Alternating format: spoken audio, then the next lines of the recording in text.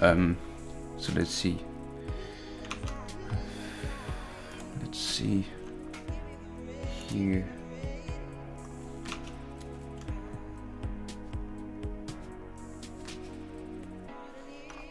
Okay.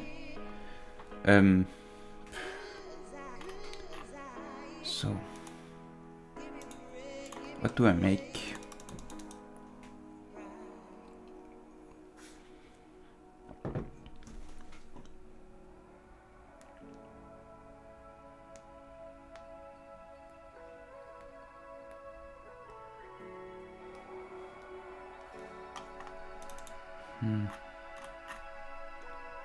So we have some tools here. Maybe I should. I still need to make hex actually. What else we have? This.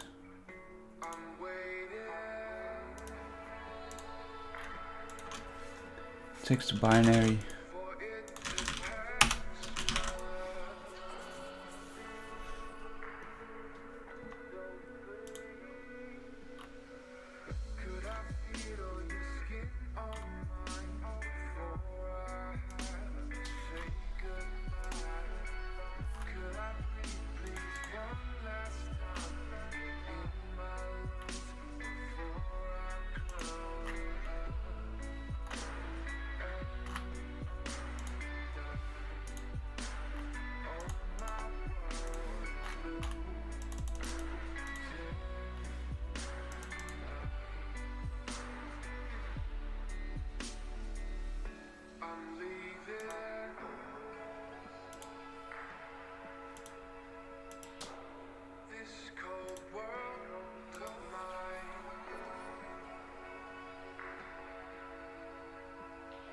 This is a quite funny image actually, I think.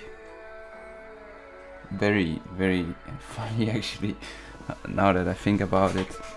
Interesting. Because I think this is like from 1600 or 1500.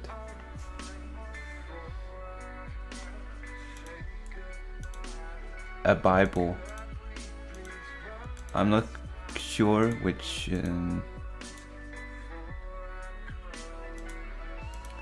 version. I think I've written it down somewhere. And let me actually check something here before I make a mistake.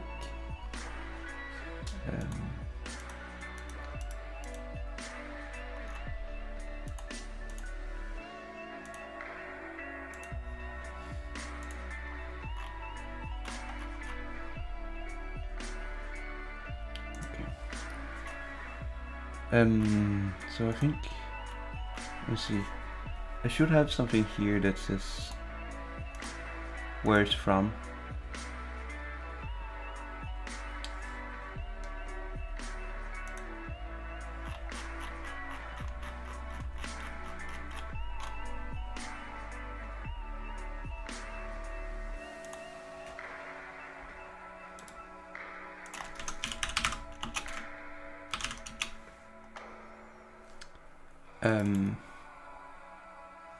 I think this is it, right? Or maybe this is another one. Maybe this is not the Bible version. Also realize this, which I've seen somewhere else, which I also find interesting, right? I'm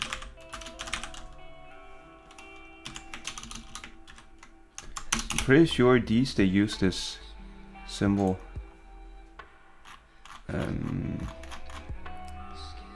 I'm not sure where I can see it.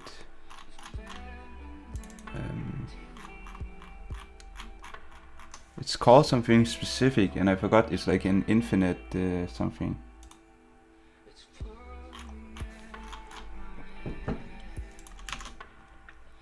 That's something I find interesting, at least.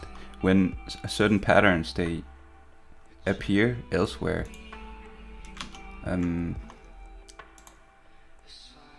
I'm not even sure which book this is right now. The same when it comes to these wind things. They appear a lot of places, at least from what I've seen, or appear a lot of places. So it's not this.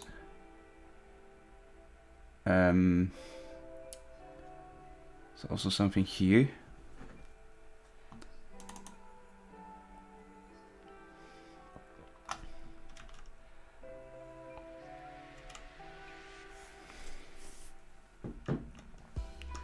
A doll. Fuß. I'm not sure if that's what it says. Also this one, I think there's multiple versions actually of this specific picture, which is interesting. Let me see. Is this one? No.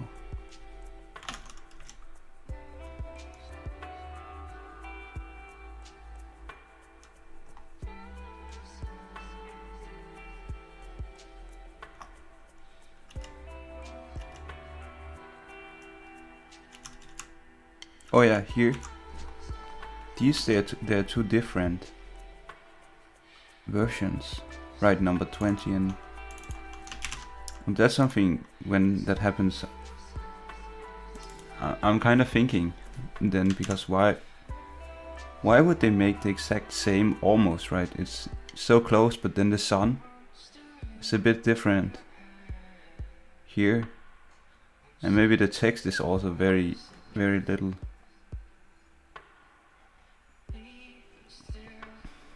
1605 it says on this one, and this one I don't know which one is the copy.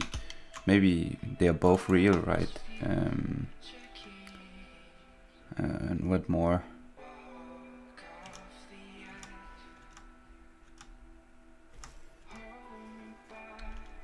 Also, when this happens, I find that interesting, because it reminds me of like Rosencruyans, I think they're called, right?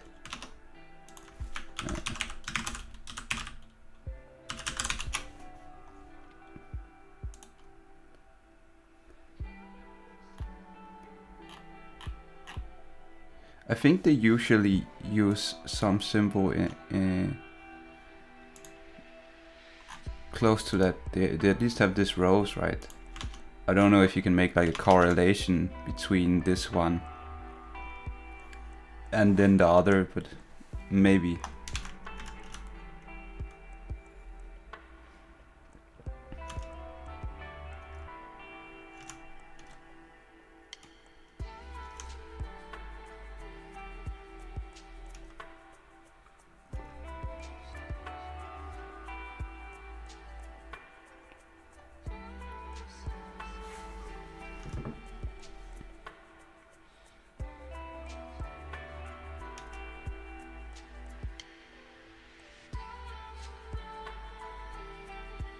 I don't look at these things very often actually, or sometimes I do, but then I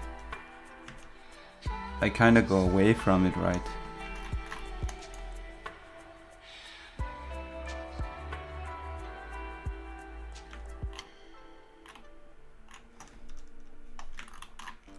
But sometimes you can find very interesting, at least that's what I'm interested in here, right? What I'm interested in is not so much, it's most of the symbolism actually, because it seems there's sometimes quite interesting symbolism in some of these old ones. Maybe this doesn't have so much, or maybe there's the snake or something. This one have this, which could be something, but I don't know. This one very interesting as well, I think. I don't know if you can make like a correlation here, but it almost looks like something Masonic, right? I'm not sure, but I think they have something with blindfold. I do not know, but and it's also here, so maybe there's something to it, right? At least that's my assumptions, but then again, I'm not a Mason. And what do we have here? I don't even know why I have this picture actually. or this one. It's more.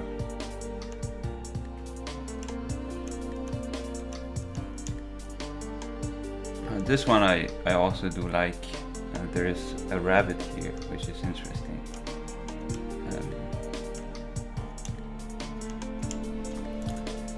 But let me see. I also, you know, because there's so many of these strange things. At least I find when I find something like this, right? Let me find the real book of this one.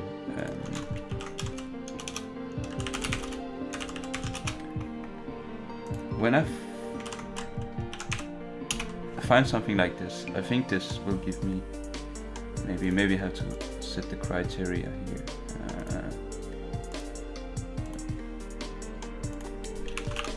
100,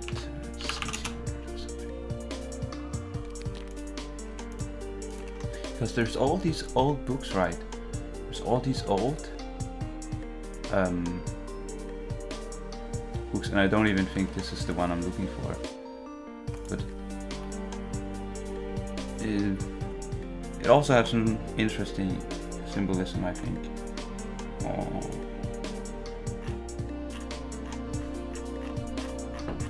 Maybe not so much more. Sometimes they only have something in the start.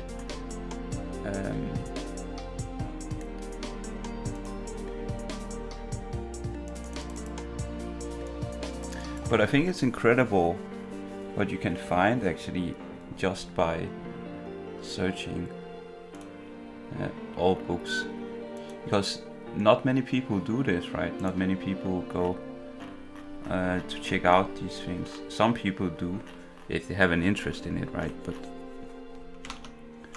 it's not. I don't think it's odd to find a book which has only maybe 100 views or something on certain websites. I don't think you can see it here, but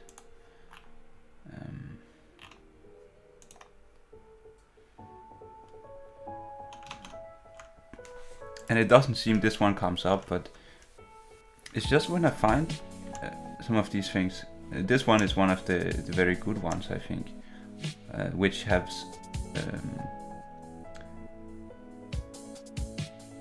like a certain amount of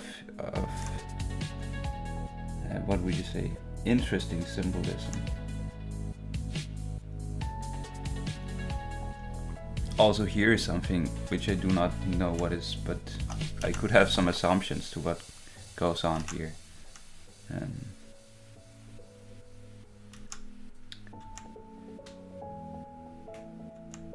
But this, I think this is like from 1600 as well, or something like that.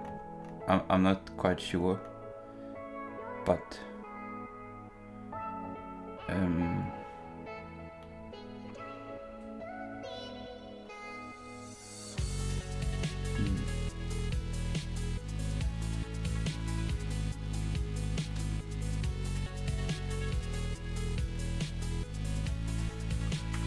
oh, look, we have the owl.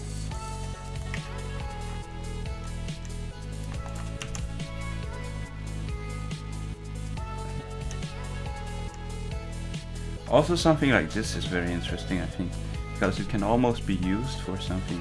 Now, you know, it's not the full alphabet, but I've seen this before. It's almost like they like you can almost use this as some kind of cipher, right? So you can hide. I think this might have been something they did back in the days. You could hide things in images maybe, and then write a message in that sense. So maybe you would place a certain item so that the receiver would know it meant something different than maybe the other group or something. I do not know. It's just that something sometimes I think that could be something.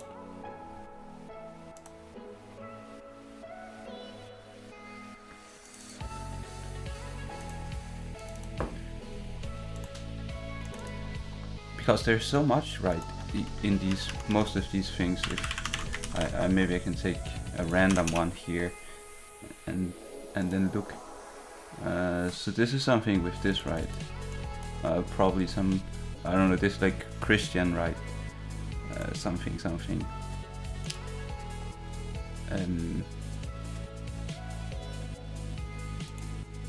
I don't know, maybe this doesn't have anything.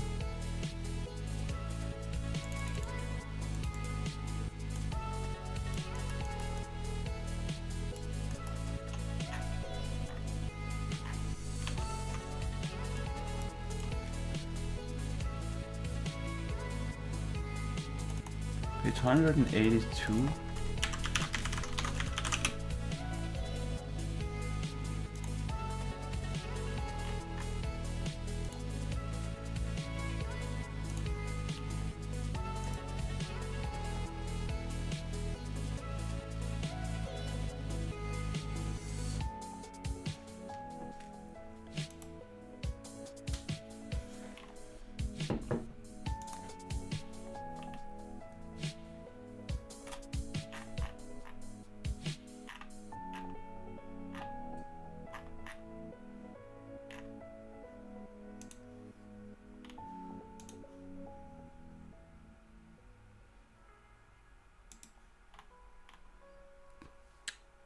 Like this one, it probably have a lot of interesting things in it.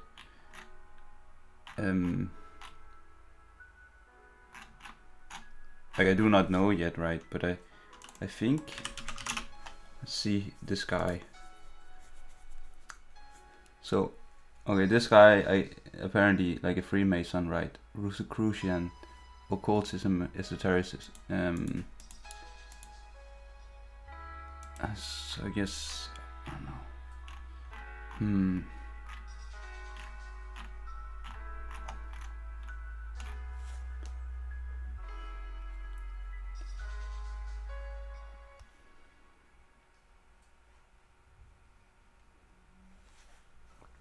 Normandy. Interesting. Huh, very interesting actually.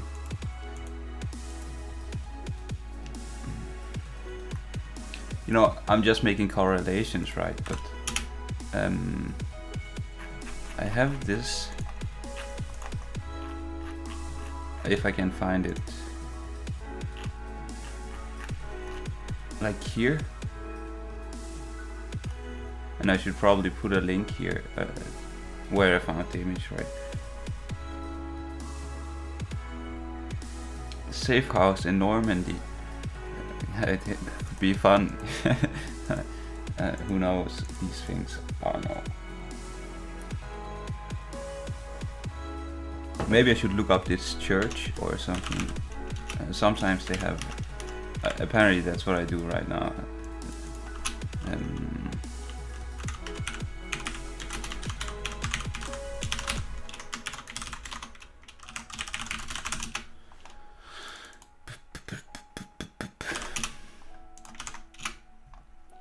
Let's see.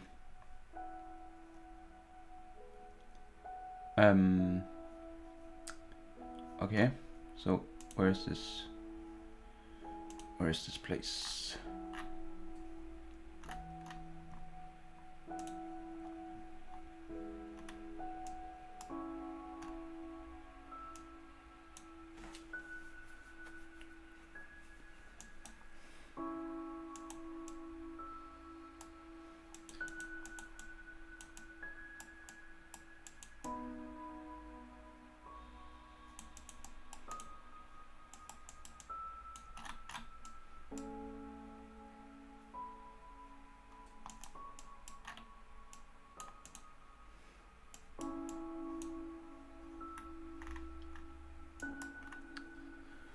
See, why did I give this? I don't think this was a very good.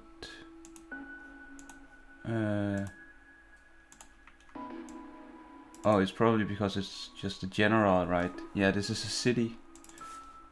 A city, I suppose.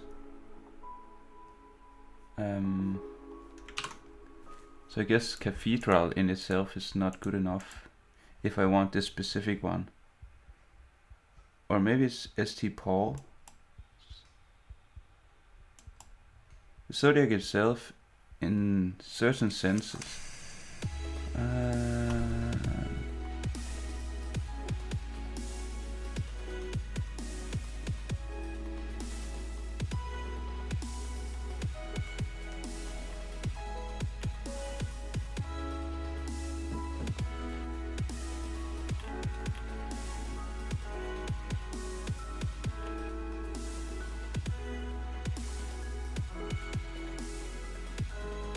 Figure 117 is a Masonic mosaic or tessellated pavement. I don't know what this is, or if that's how you say it. Query whether this pavement of black and white squares is the origin of the ancient chess table or chessboard. The game of chess with the board upon which it is played is probably Masonic in its invention. Maybe I should save this or something. I guess that's interesting. I don't know if some people would probably agree, and you can probably not find the truth here, right? And let me actually be sure I don't do anything. 1 second. I need to be sure here. Also just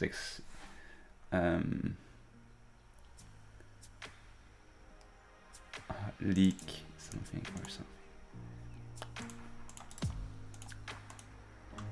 I should call it.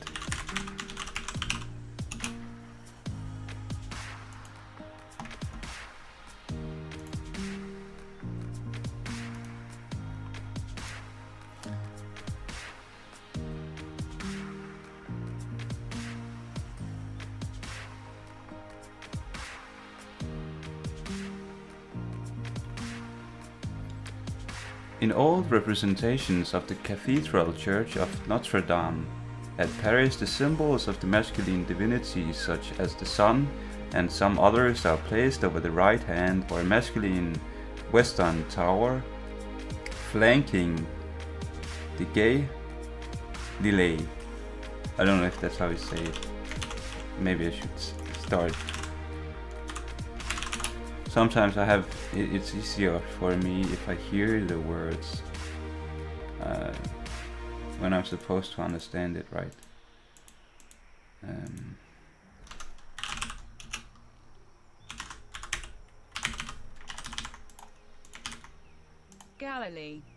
Galilee. A chapel or porch at the entrance. I see it.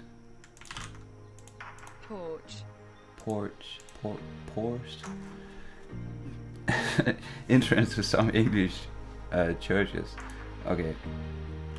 Or a great western porch, those unmistakably hinting its meaning.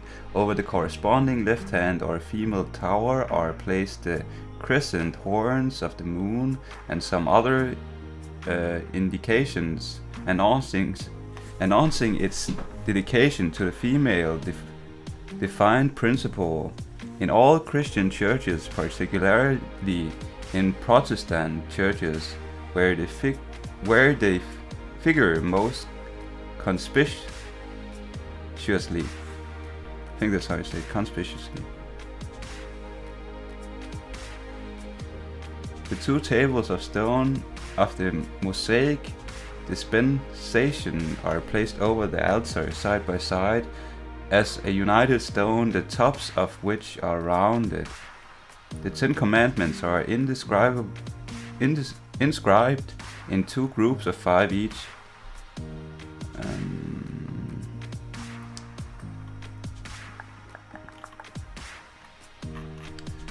Oh, here's something more. It's interesting because I just made this chess game, so maybe I can trick some people. The pomegranate is a badge of the Plantagenets. I don't know how you say it. Fuck it. I'm probably trying to defend myself too much, right? In this It is its form is it resembles the crescent moon. It is a symbol of the female influence in nature. There is here an unexpected concurrence with the crescent moon and star of the Orientals from above the pomegranate, which is figured sometimes as the crescent moon in the heraldic insignia of the planeta Genets. Genets? Okay, maybe I should look that word up.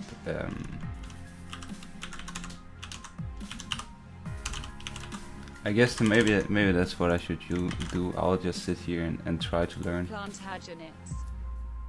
Plantagenets. Plantagenets. Plantagenets. Plantagenets. A member of a Plantagenet destiny. Those began the rivalry between the Capetians and the Plantagenets, as well as the birth of the Gothic style in France. Whatever that means. Which is figured sometimes as the crescent moon in the I already said that the six-pointed star appears in the hollow of the crescent with its points in the curvilinear or serpentine form. The crescent moon of Egypt and that of the Persia is the thin sickle of the new moon recycling on her back and seemingly with star Isuant. I don't know, fuck man. I'm so bad at this, I feel. But I guess I need to burn, right, or something.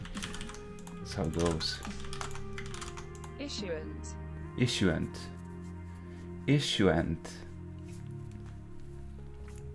Of the upper part of an animal shown rising up or out from another bearing, especially from the bottom of a sheaf or from behind a fez.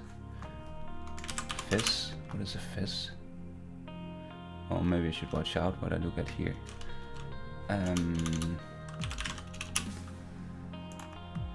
Maybe it's the best way to do here.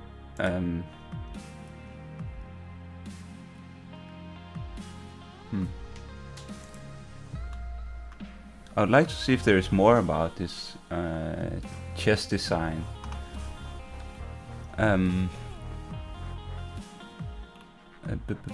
Maybe I should just skim it through. Standards of Egypt, Persia, and Arabia are ghouls.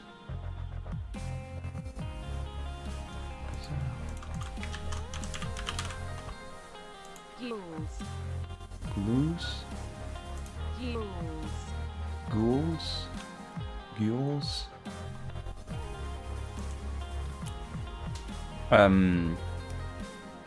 Or the film, no.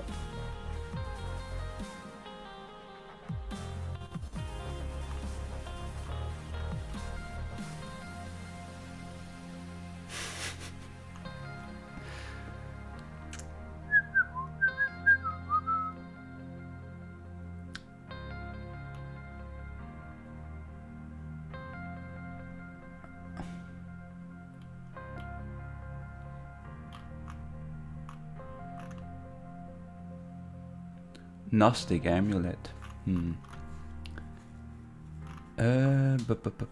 What do we more have?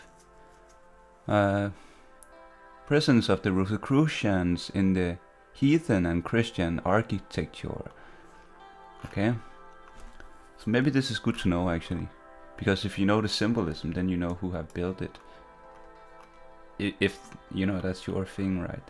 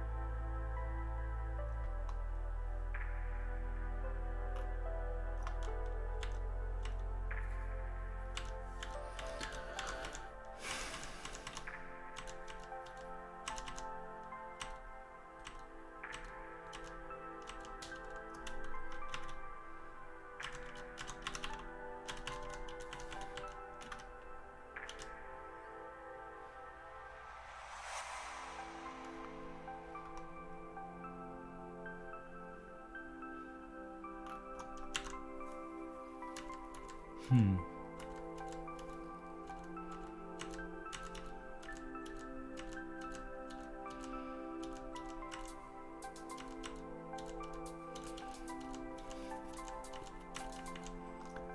Let me see. I'm not sure. Okay, so maybe there's something here in the end. Let's see. This one was also showed, I think so. And this, I think, is interesting. Because this almost looks like Abraxas, right? What does it say about this figure 149? Okay, Anubis walking in each hand a long Egyptian scepter. I don't know if that's how you say it. Terminating in a ball. In the field, the sun and the moon adjuncts, making the astrological character of this talisman, which therefore must be ascribed to the class of Abraxoids. Abraxoids. Is that? Maybe that's how you say it.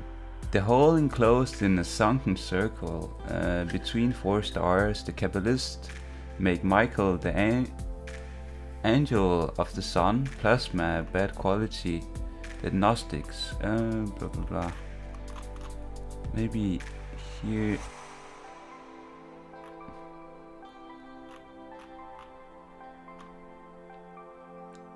See this? Jackal.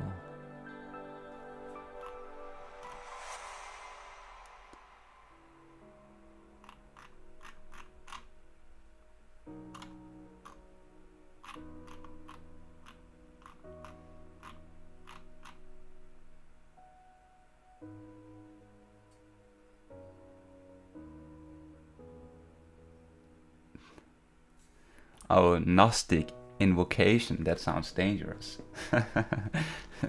Shit.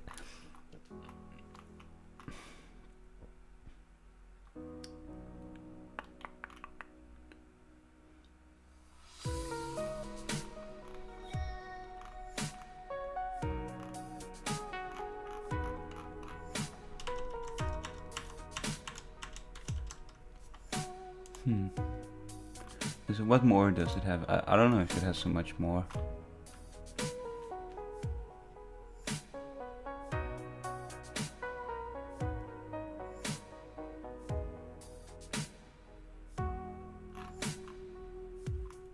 Very important new books. Daniel Defoe. I don't know who that is. Mr.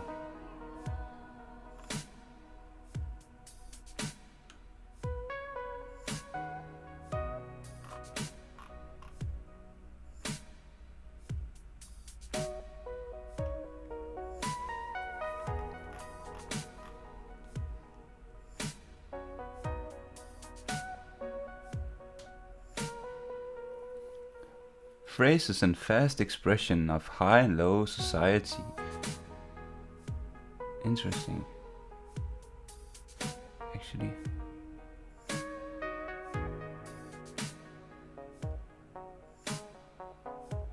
Egyptian hieroglyphic. Verb to be drunk, showing the amputation of a man's leg. See under. No. Bakley leg, I don't know what it says. Maybe I should look this up.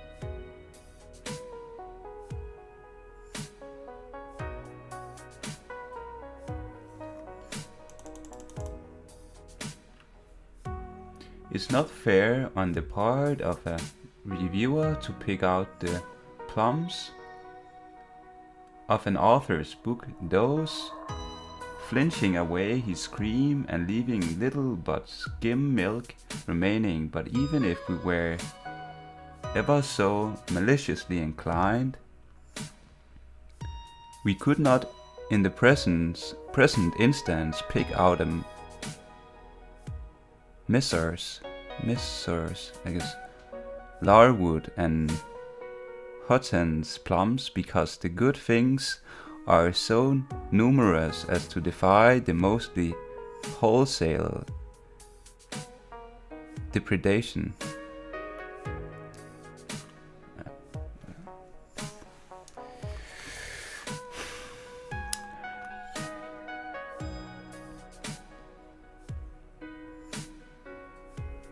Very important. Did I also say that about all the other things? This most amusing work has already passed through 5 editions, receiving everywhere the highest praise as a clever and brilliant book. To no other work of the present day have so many distinguished artists contributed illustrations to the designs of George Cruikshank, John Leech, Julian Porch, Fies, and other artists, Sir Noel Patton. I guess it doesn't.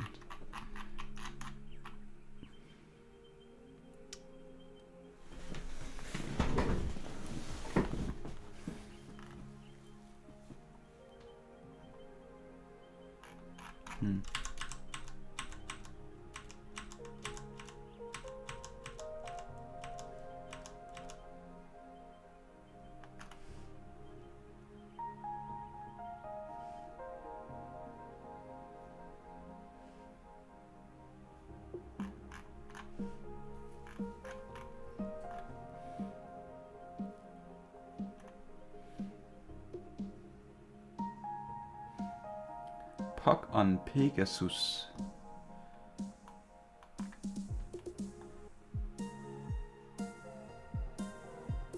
This most amusing work has already passed through 5 editions, receiving everywhere the highest praise as a clever and brilliant. That was like the same thing that it almost said the other place. It's not so interesting. Then. See.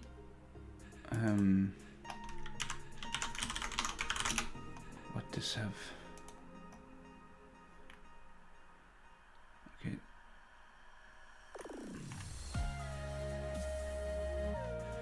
Lapidis philosophici vera conficiendi ratio gemino uta. I'm not sure if you say this as you. Sometimes I think you do.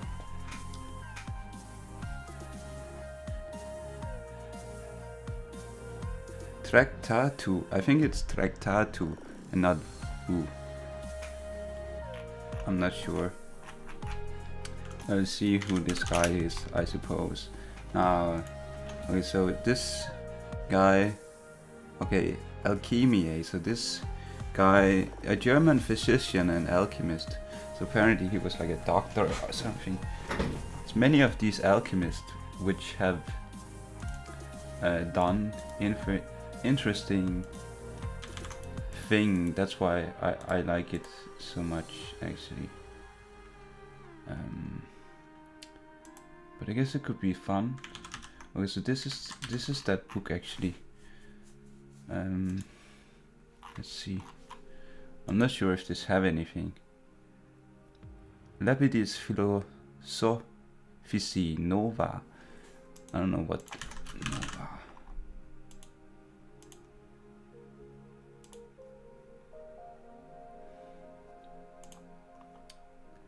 Ny.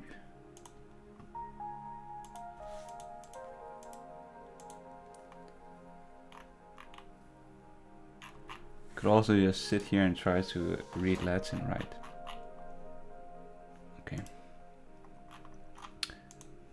I guess this is only interesting because of these snakes, but I guess that goes back to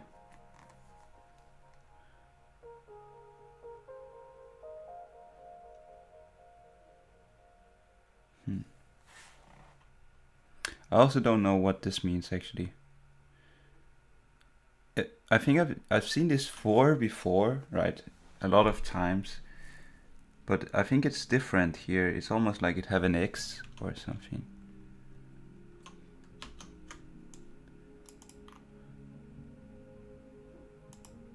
Rot.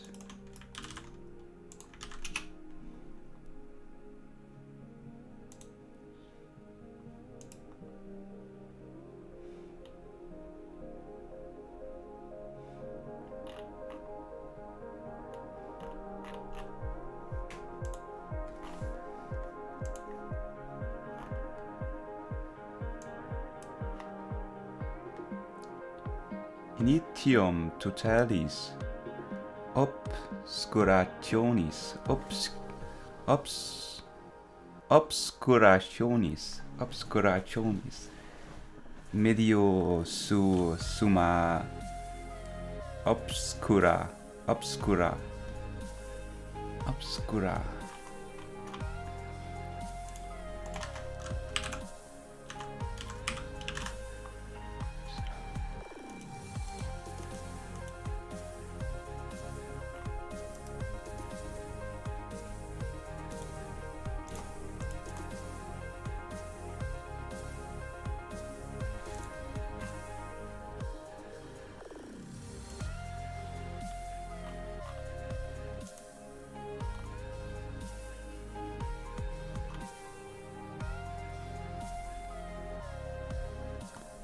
Ioannis Atoni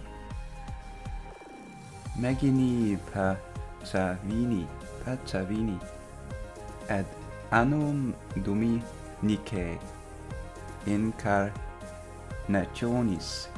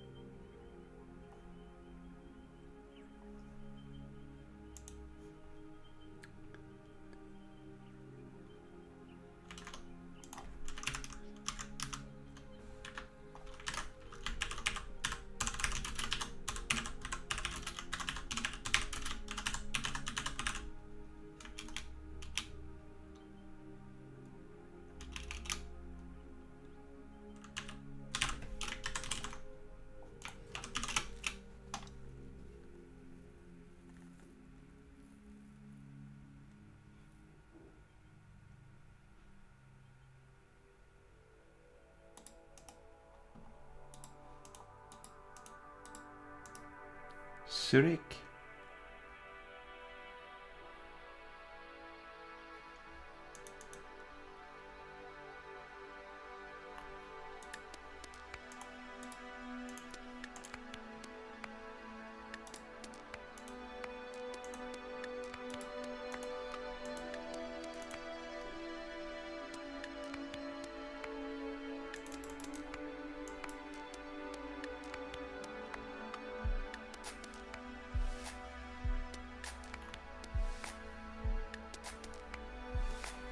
This looks like alchemical here and here. So it's probably an alchemist, or maybe not. It doesn't even need to say it right.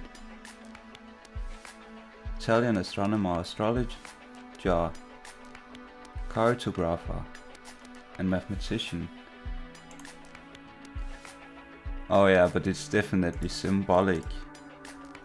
Or I would say this guy, he's an alchemist. I'm pretty sure. Or I would perceive it that way, at least.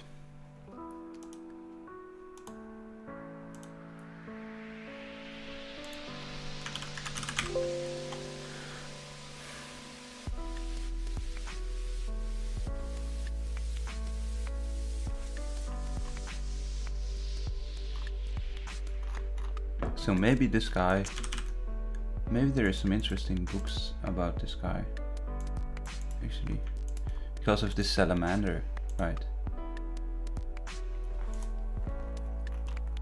This makes it very interesting if you ask me.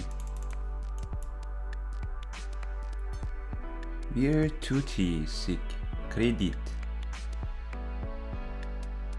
Enui dia. I'm not sure. Okay. So let's see. This is probably the same. Maybe that's why he chooses to make this, or have put these faces in place. Who knows, right?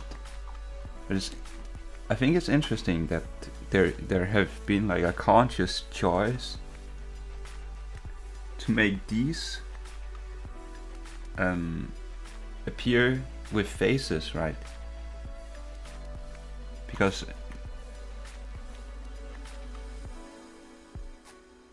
my assumption is that this is some kind of astrology, right?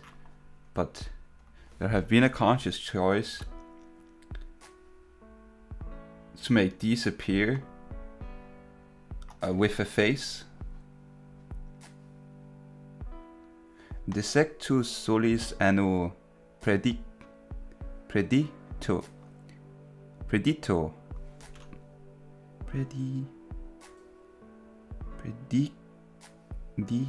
I forgot. It's like an E, but I don't know how you say it. Predicto, maybe. Predicto.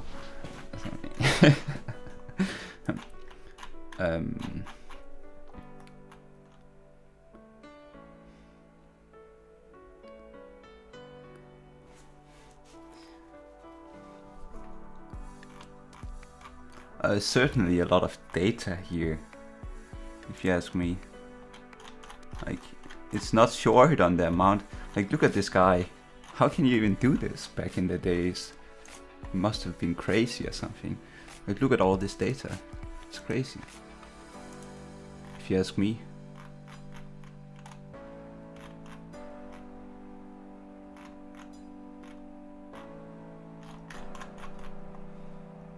But the most interesting part is this. So maybe I should look this Latin up. It's maybe a good idea.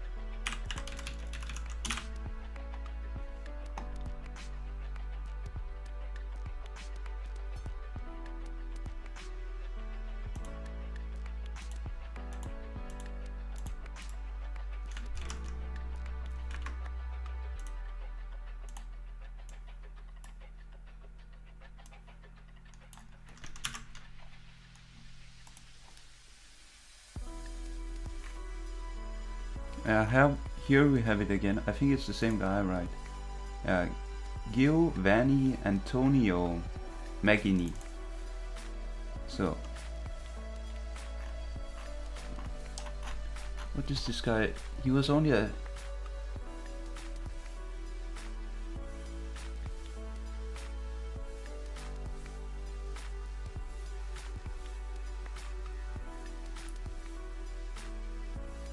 Ephemeris. I don't even know what an ephemeri or ephemeris is. Okay, so some kind of celestial navigation, apparently.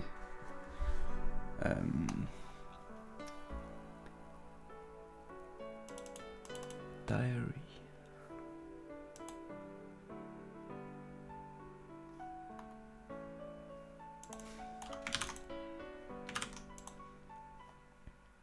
1500 to 1600. Let's see. Maybe I should take this first one.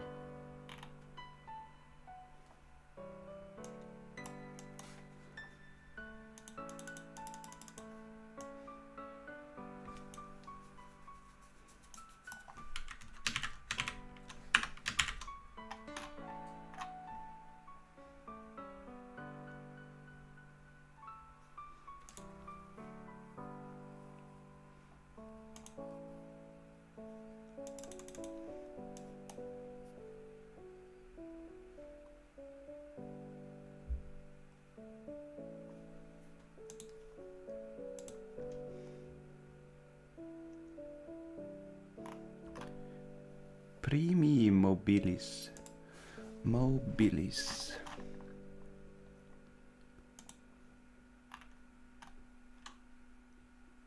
Numerus polaris. Which is him?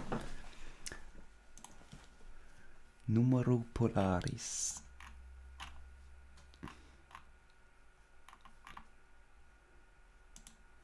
Look at all this, it's crazy. This amount of tabula prime analogiae.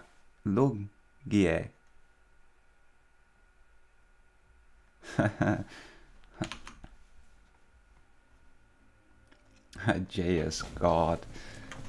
Oh, no. There's no programming here.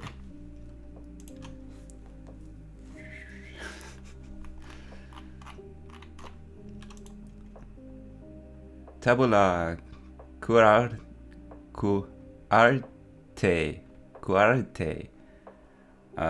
seu tabula quarta something. But I think it's crazy. Look at all this data, this guy.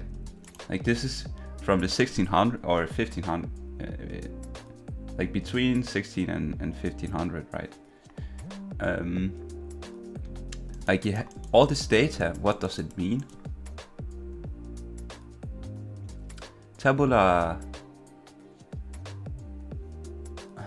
Oh yeah, like who knows what this could be for, right? Or what it could be used for. I guess that's maybe, you know, if I was good enough to make something, it could be. But I think this is in relation to astrology. But you know, maybe this guy have figured something out. It seems like he, because mostly I look for his symbolism, and this symbol is something I would call alchemical. It doesn't say on Wikipedia he was an alchemist, but you know, not all the information might be out there, right? And it could also be other reasons. I don't know everything, right? It's just that when I see something like this, I do think it could also be maybe that it's just a certain period in like the world history where this kind of symbolism was in, or whatever you want to say, right? Maybe we can see something more here.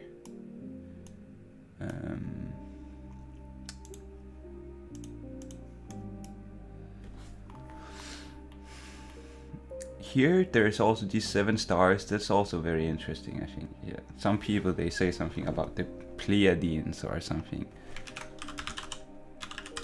I don't even know how you spell these. I guess it's whatever. I'm not even sure what to make of it, because every time you see something like this, it could have multiple meanings, right? So this could mean one thing, and it could mean so many others as well. So it's very, or it very easily become difficult to make anything,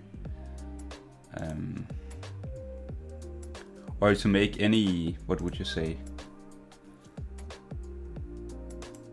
To say that it is so, you can only say that it might, or that it looks like this, or that maybe.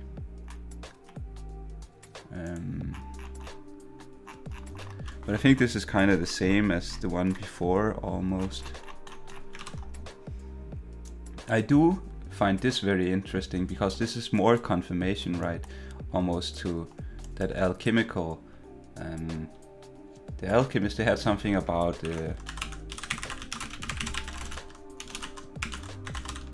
like a burning salamander.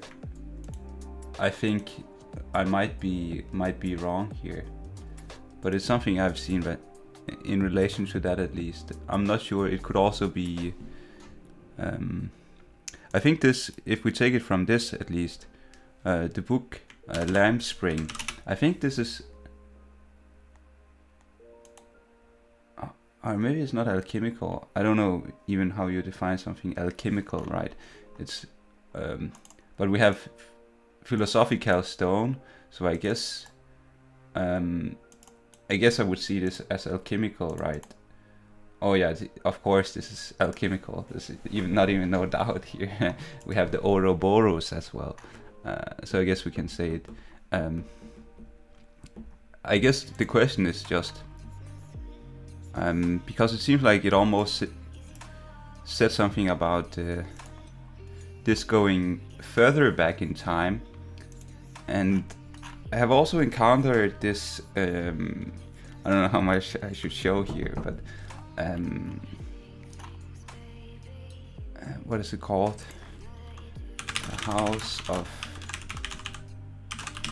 The House of Philosophers, I think.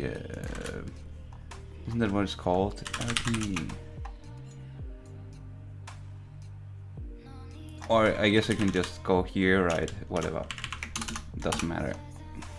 Oh, look, a website. We can show. Ooh, what is this? Some strange.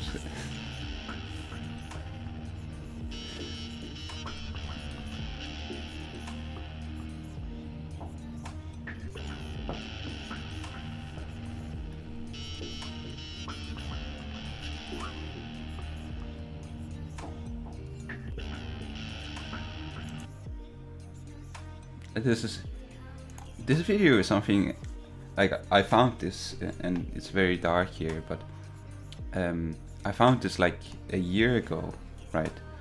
And it contains something I find interesting.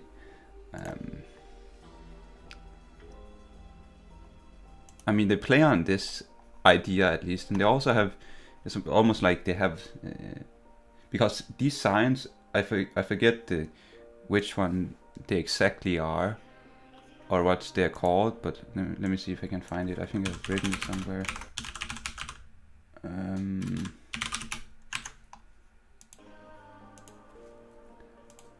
1 second.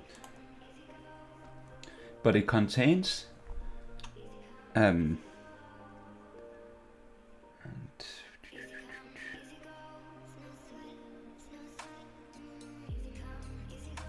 where did I place this?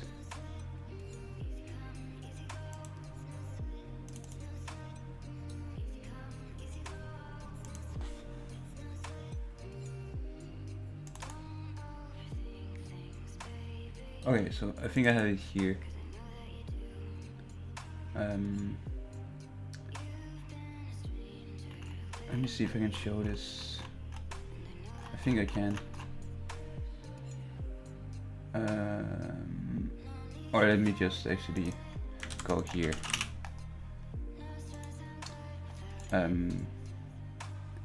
So this seems to be an alphabet, right? Or some kind of cipher of something. And the question then is, of course, you know, this can be many different. You can see it. It can probably also be another one than this specific one. There might be slight changes in the symbols, which makes it otherwise. But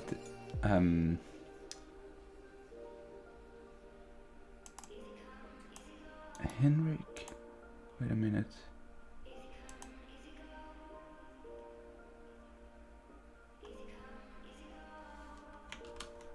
But No, let's see this video. It goes on. It has more than this, and it also has. Maybe I should make it full screen here, but it also have.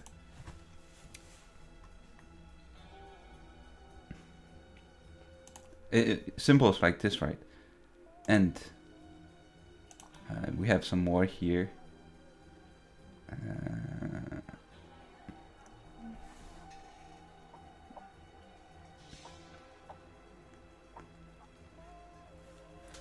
This one is something I find funny, at least if I take it from my own position right now.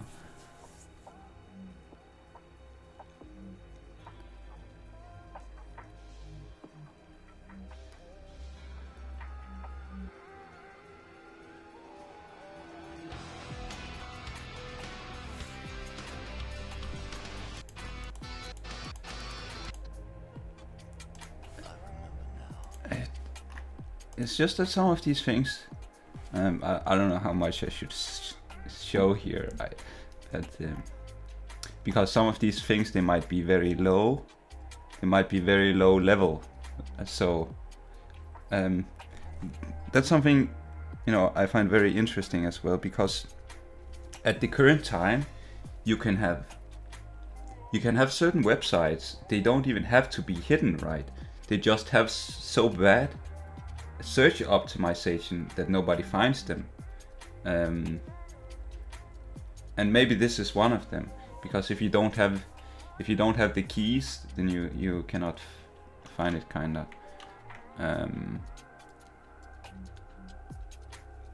Maybe that's one way of looking at it, right? I just find it interesting that they used this alphabet. They also used another one in the first video. I'm not sure if I have that written down, but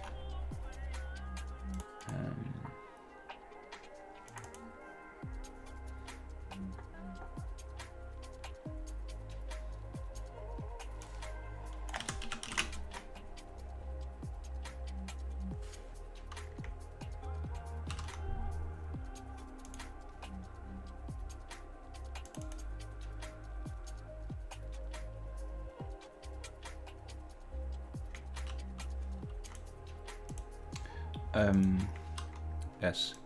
So at least this is what I find. And I forgot. I actually wanted to show something here if I can, because I'm pretty sure that they have something. The house. Let me see if I can find this. Houses, maybe. Yes. Here we have the same. You see, it's kind of the same symbolism. Or close to right.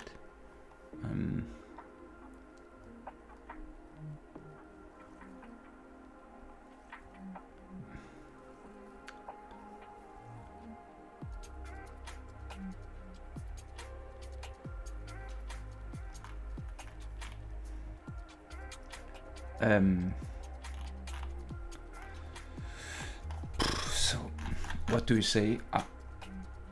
I'm not sure about it. But the way I got to learn about this was from this guy, right? And he's an alchemist. We have this picture.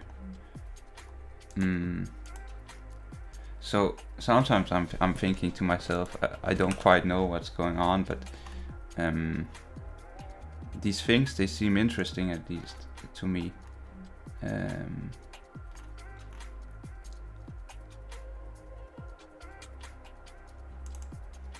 Because there's all these, and maybe I should not talk about it, but I guess it doesn't matter, right? But when it comes to this dwelling of the philosophers, it seems like there is, it's like these things, they almost point to locations, so you can go and check these things out. I think almost. I'm not sure if there's anything to it anymore, because it's like the original is 1930. Might still be something going on. I don't know. Don't care, right? It doesn't matter. who knows? Who knows anything?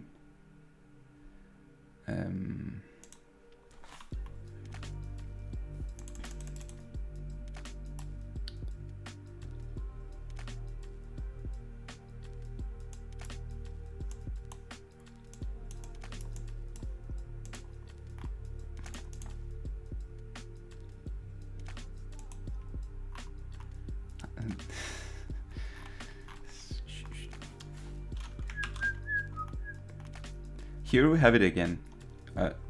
Something I see as, but it could, you know, it could also be just a certain period in time which have this.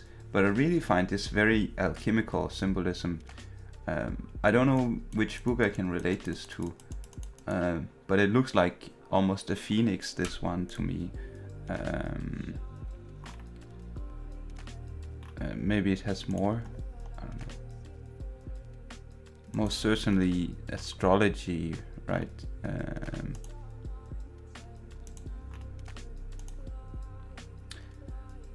But what I find interesting is that there might be all these old Latin books that nobody, maybe nobody can understand. Maybe this is where you want to train some machine learning and then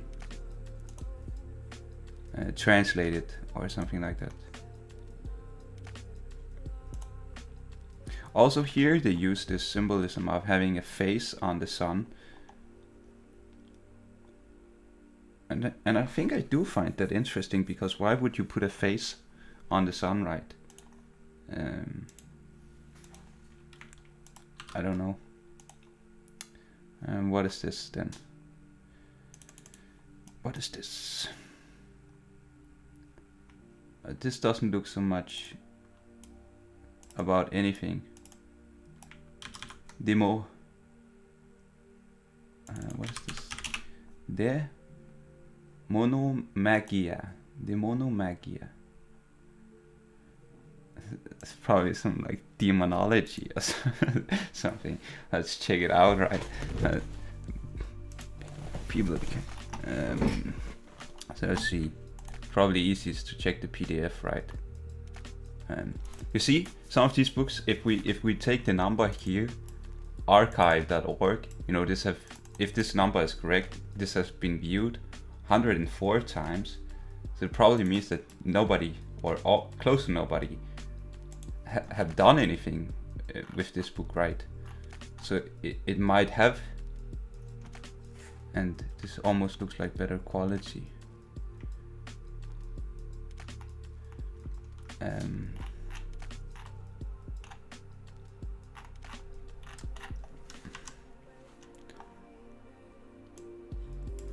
It's just that this side is so bad, really bad, so maybe I should not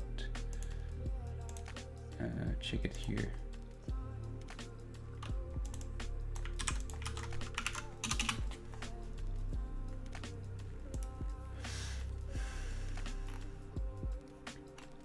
Oh, we have the owl. Interesting. What does that mean? Also, there's a lot of this kind of specific symbolism. I don't quite know yet what this means, but I see it a lot. Or I don't know what to ascribe it to, right?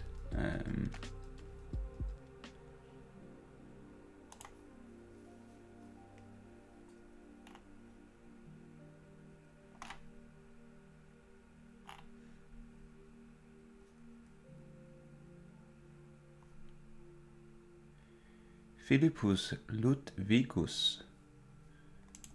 Ludwicus.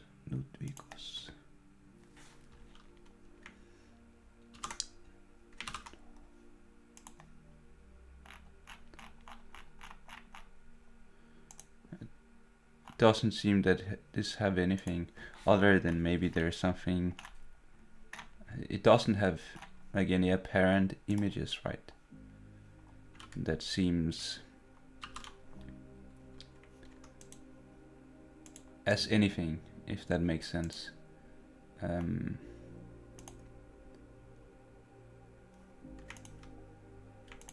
Let's see here.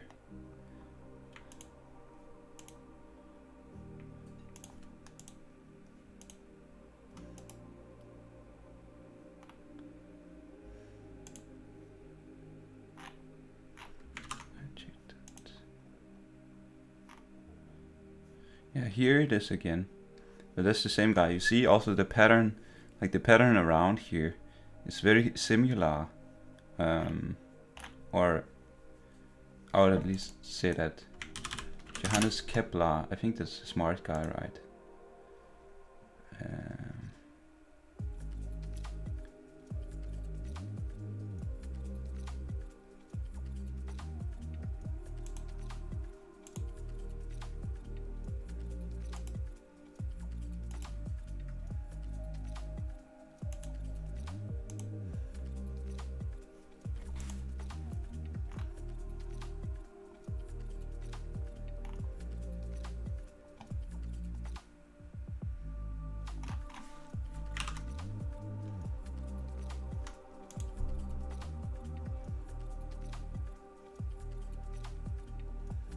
I'm not sure. I don't think I've read this yet. Maybe I actually should pick this book up now.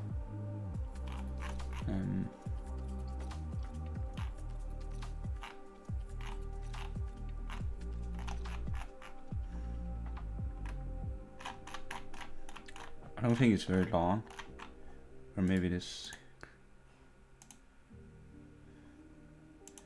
It's one of the manuscripts. I think it's a manuscript at least. I'm not exactly sure. There might also be more to it than this. Or maybe not, maybe this is everything.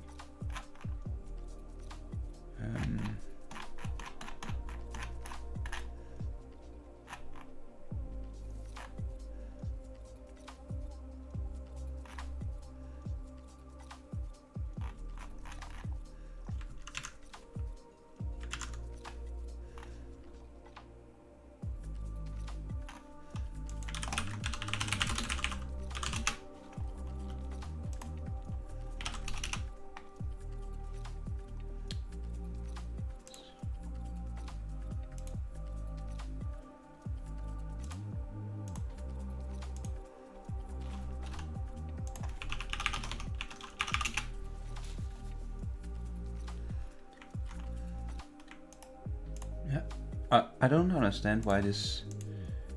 It must have another name almost or something. Maybe we should look at Wiki. Okay, so Nicholas Barnard.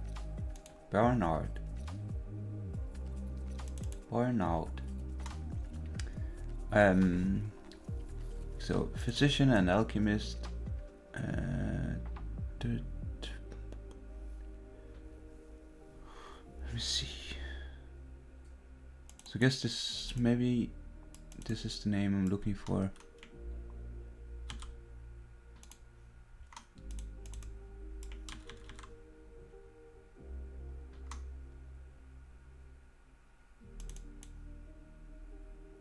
Oh, here. De lapidi philosophico tractatus tres. So maybe I should look in this one. Or Triga Chimica.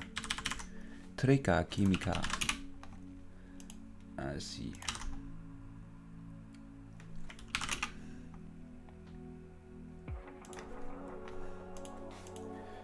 Maybe this one.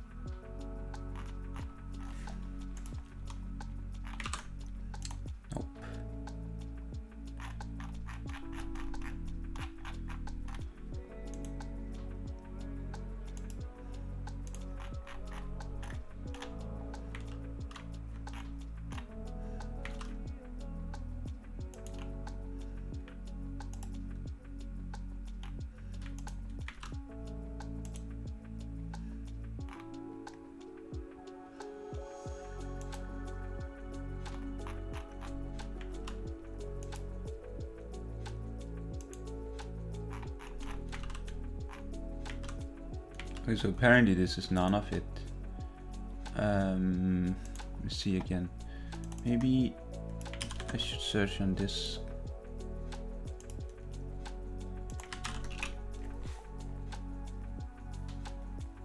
So 1509. What more?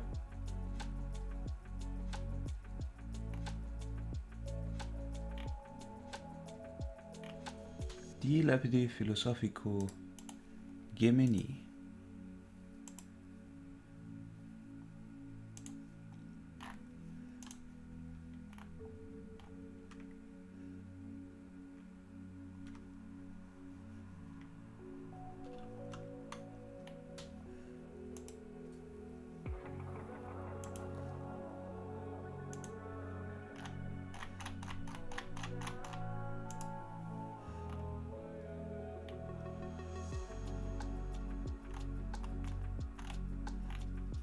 Oh, look, it's Hermes.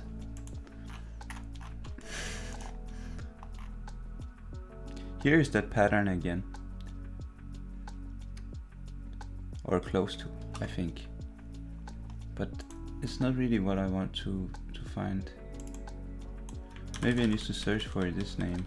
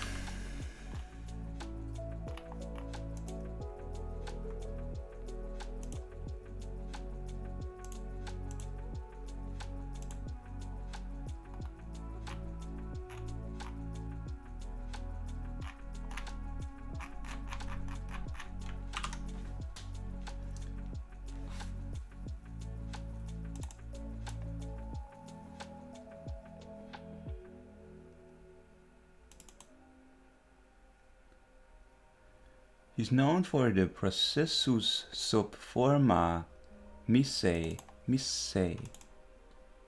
an alchemical mass now dated to around 1525.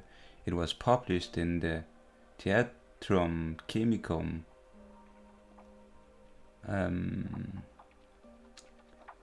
Okay.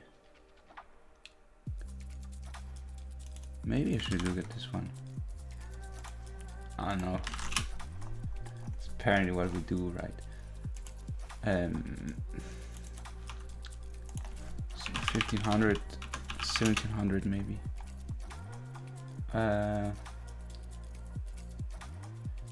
Thesalvini la Olympica Aurea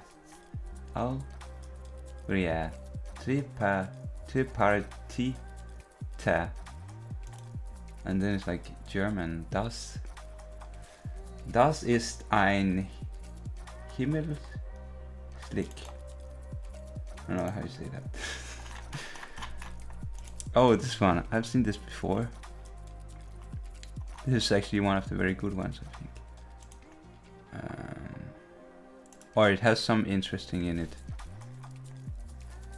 At least that's how I see it.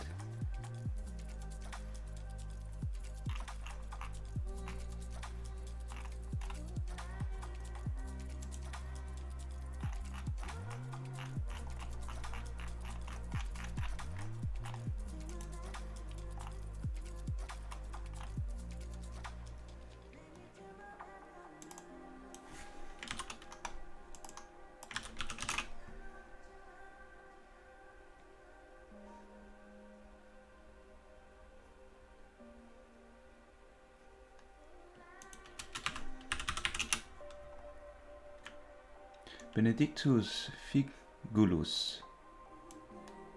Okay. Who's this guy then? Benedictus Figulus, born December 29, 1567 of Utenhofen, was a German alchemist, publisher and Rosicrucian. He was an editor of the Paracelsian texts and an important representative of the Paracelsianism in early 17th century.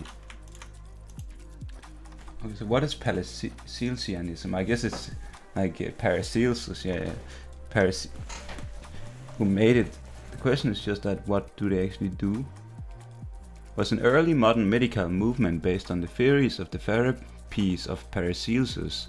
It developed in the second half of the 16th century during the decades following Paracelsus' death in 1541, and it flourished during the first half of the 17th century, representing one of the most comprehensive alternatives to learned medicine. The traditional system of therapeutics,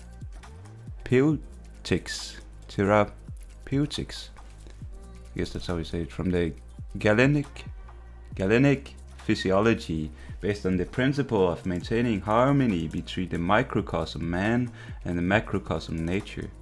Okay, so this is interesting, I think.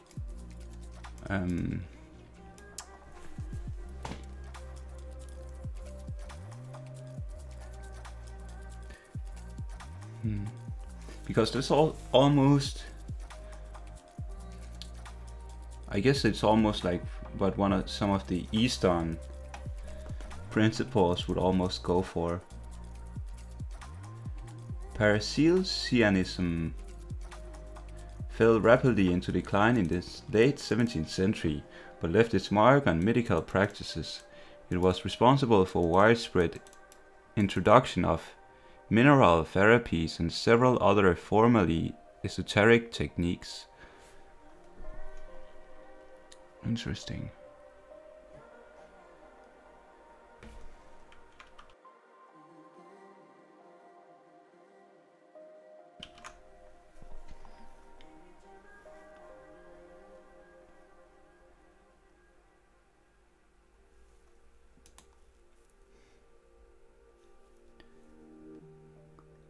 Clavatula tripartita. Clavatula tripartita. That's a fun word, I think.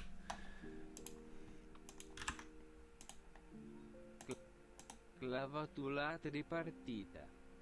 Tripartita. Tripartita.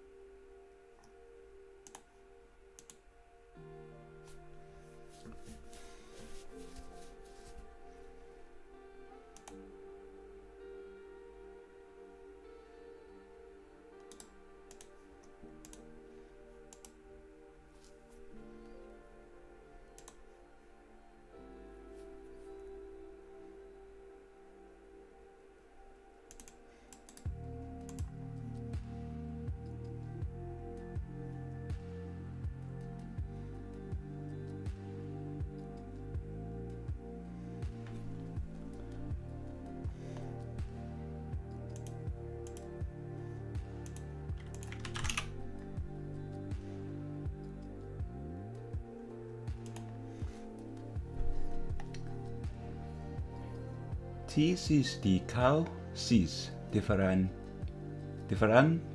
id curatione febrium uaxta id pistis or something, right? It doesn't have any pictures. How sad.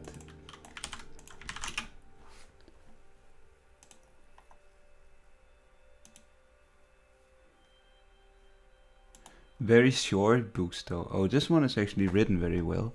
Maybe I should keep this. Because sometimes it's very difficult. Sometimes you cannot even read what the pages say.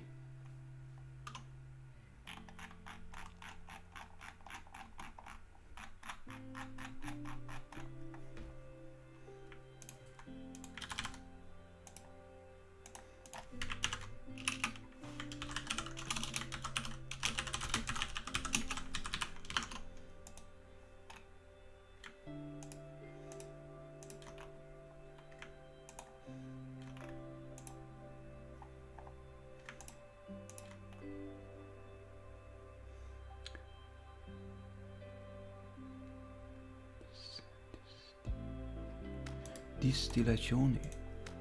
Let's see. All these, they look like they have extremely well format, almost a bit too well.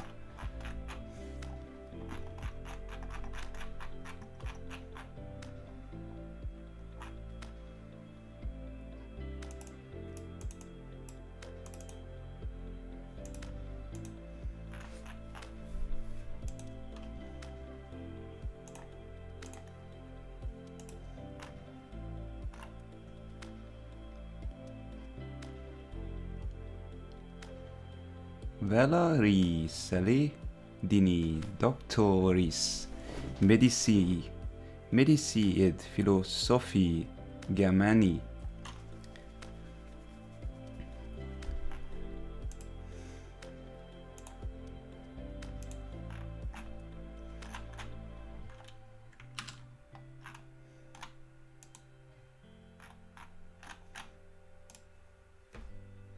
I'll just keep this guy's name. Actually, it's probably the best.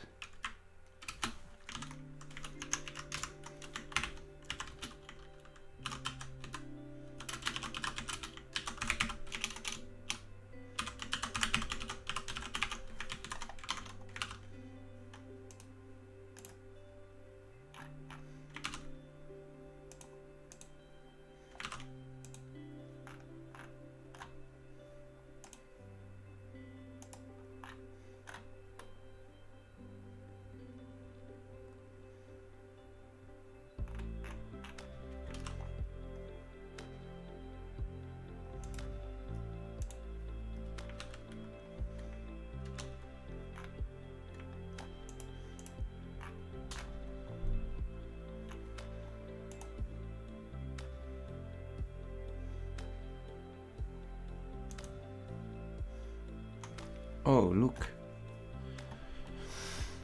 This one. Was this guy who made this?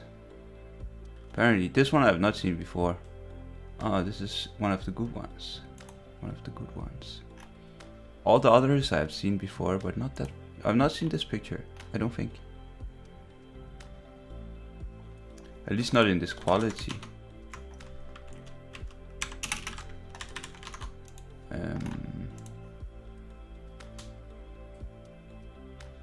I'm not sure about this. This one, I'm pretty sure I've seen before. And all the others as well. Most likely.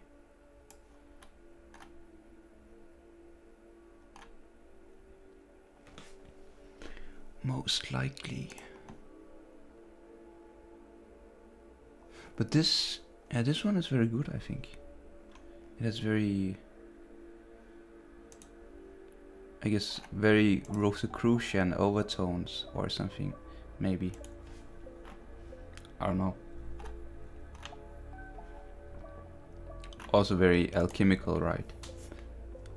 Rebus certainly, but you also have these signs, right?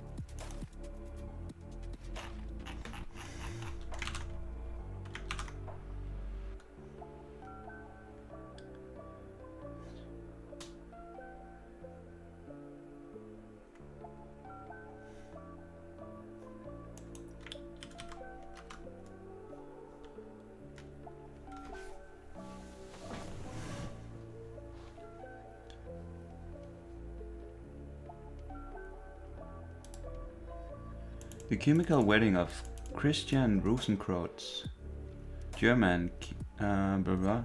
It's a German book edited in 1616 in Strasbourg.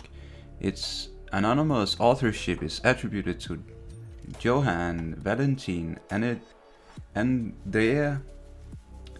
The Chemical Wedding is often described as the third of the original manifestos of the mysterious Fraternity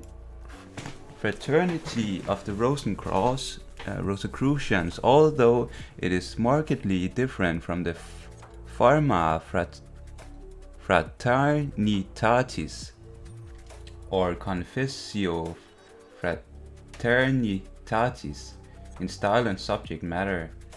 It is an allegoric romance story divided into 7 days, 7 journeys like Genesis, and recounts how Christian Rosenkreuz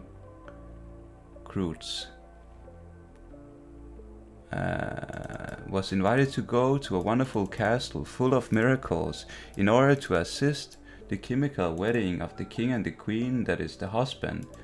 The manifest has been a source of inspiration for blah blah blah. Maybe you should look this up.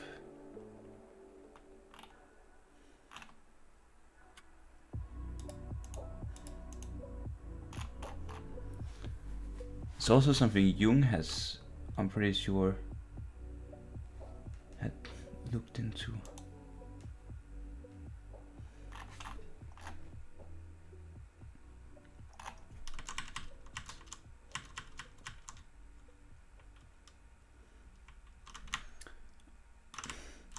Like, this is something I don't understand. I'm pretty sure this one holds more images. I'm not sure, but let me figure this out.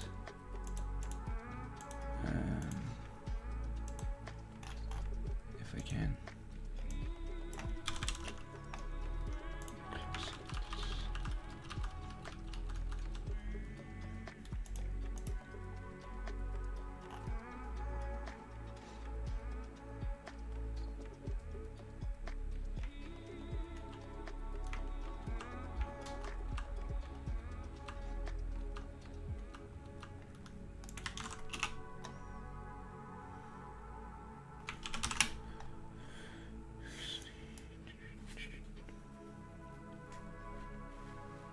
So edited in 1660. So maybe I need to find this.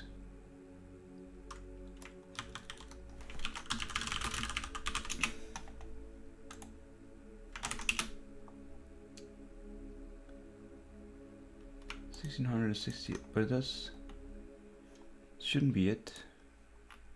Should it? Oh, look at that. Spooky.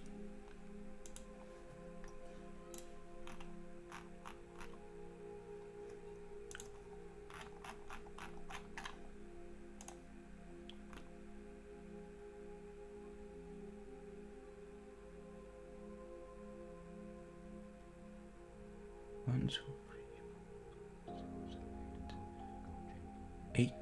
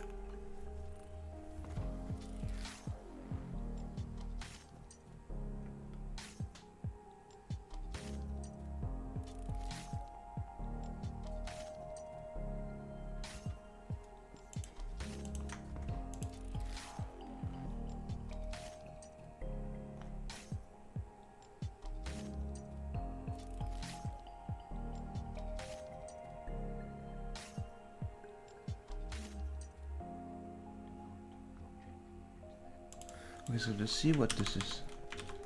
The parabola allegory has the haunting quality of a dream. It was taken as the starting point by Venice or Vienna, Venice. I don't know how you say this. Psychologist Hilbert Silbera.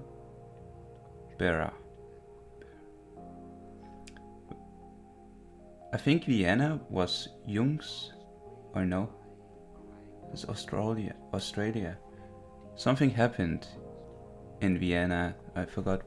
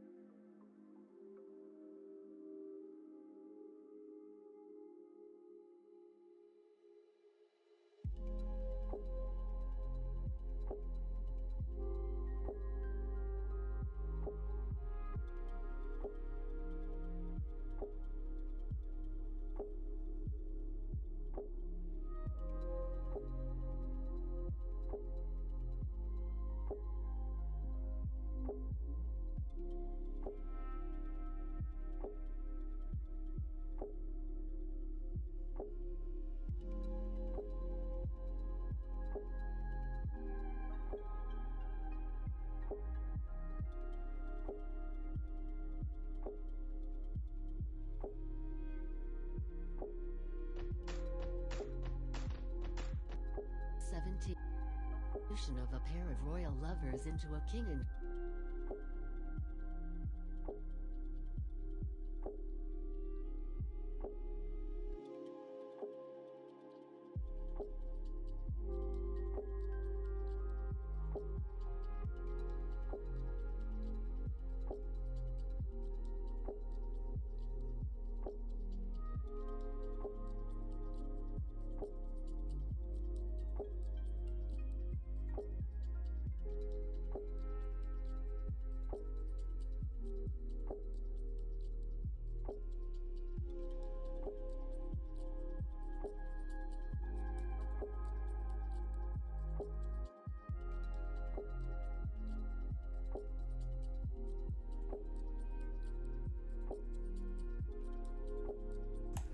It's the gold apples, and it's 17th century.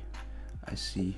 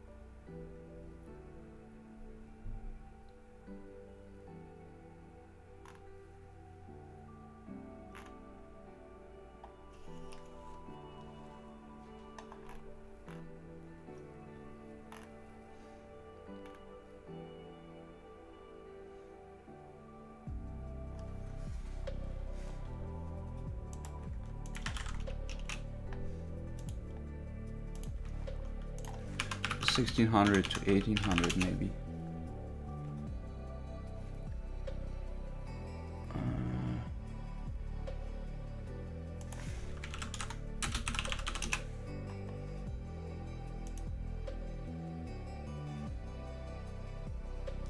Metataunus. Metataunus.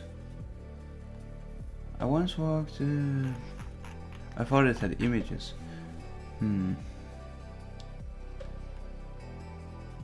Maybe I should just sit here and read or something. I don't know.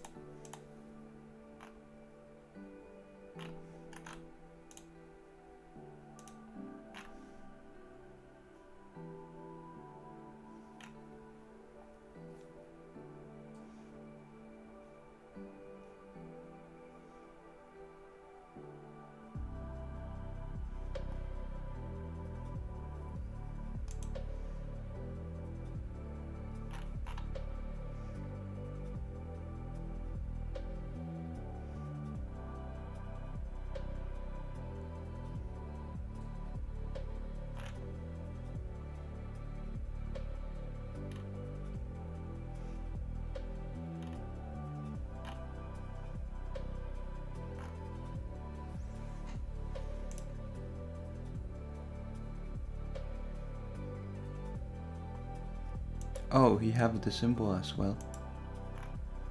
There's the hat. Interesting. I forgot what it's called. I think it's a real symbol, right? I just don't know what they call it. It's like infinite square, maybe, or something. I don't know.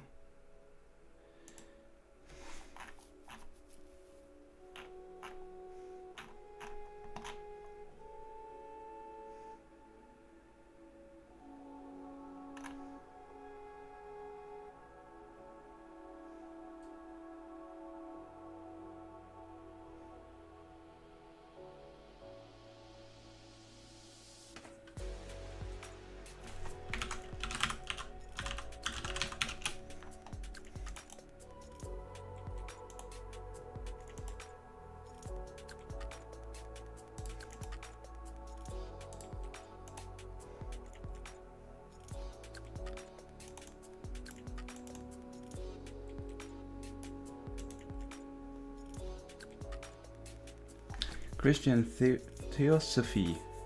Bohemian. Isn't like Bohemian like the place where they always say something? No.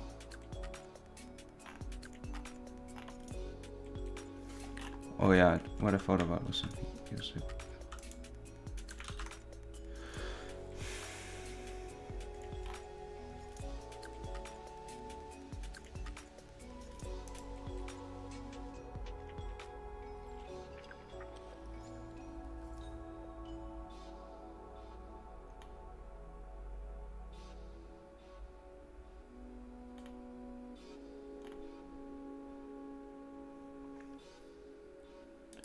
Pseudo-Dionysus. Neoplatonism. Neoplatonism. I don't know what Neoplatonism is, but I guess it would be good for me. Neoplatonism is a term used to designate a strand of Platonic philosophy that emerged in the 3rd century AD against the background of Hellenistic philosophy and religion. The term does not encapsulate a set of ideas as much as it encapsulates a chain of thinkers which began with Ammonius Saccas and his student Polytinus. I know Terence McKenna have named this guy, so maybe there's something.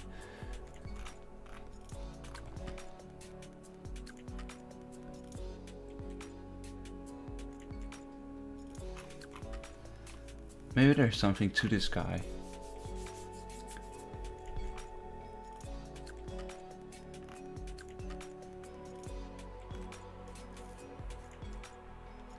Neoplatonists believed human perfection and happiness were attainable in this world without awaiting an afterlife. Perfection and happiness, seen as synonymous, could be achieved through philosophical contemplation. All people return to the one from which they emanated. The Neoplatonists believed in the pre-existence of an immortality of the soul and immortality of the soul. The human soul consists of a lower irrational soul and a higher rational soul, mind, both of which can be regarded as different powers of the soul. It was widely held that the soul possesses a vehicle accounting for the human soul's immortality and allowing for its return to the one after death. After bodily death, the soul takes up a level in the afterlife corresponding with the level at which it lived during the earthly life. The Neoplatonists believed in the principle of reincarnation. Although the most pure and holy souls would dwell in the highest regions, the impure soul would undergo a purification before descending again to be reincarnated in a new body, perhaps into animal form. Plotinus believed that a soul may be reincarnated in another human or into another human, or even a different sort of animal. However, Porphyry maintained instead the human souls were only reincarnated into other humans, not another. A soul which has returned to the one achieves union with the cosmic universal soul and does not descend again, at least not in this world period.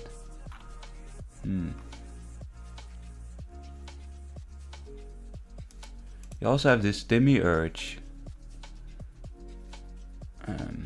In the Platonic, Neo-Pythagorean, Middle Platonic and Neoplatonic schools of philosophy, the demiurge is an artisan-like figure responsible for fashioning and maintaining the physical universe.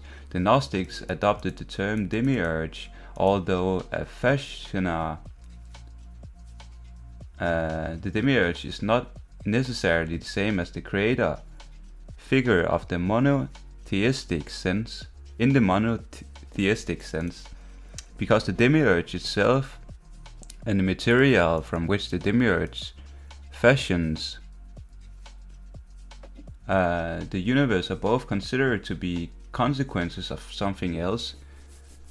So I guess this is where they have Abraxas or something.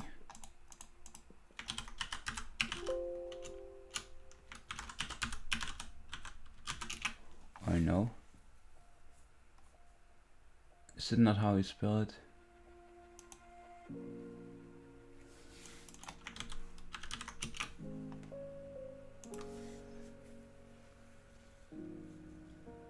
Or Abrax. Oh, it's only Abrax. Abrax. Is this even how? Abraxas.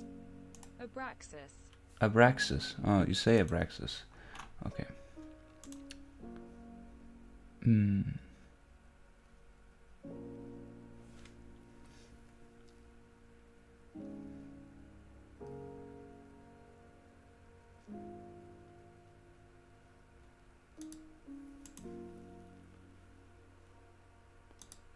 Papyri.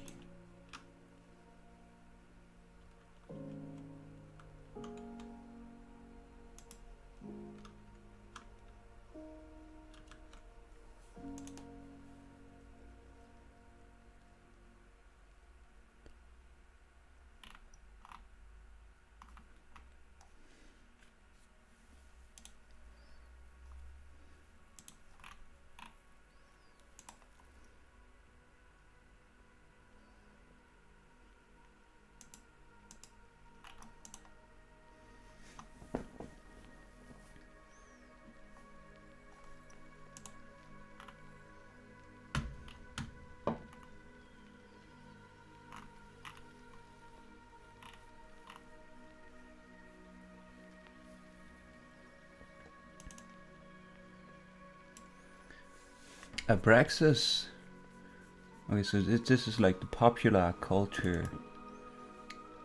Abraxas appears as a demon residing on the astral plane who tries to steal the Book of Shadows. He is vanquished at the end of the episode when the Charmed Ones reclaim the Book of the Shadows and pull Abraxas out of the astral plane in the process.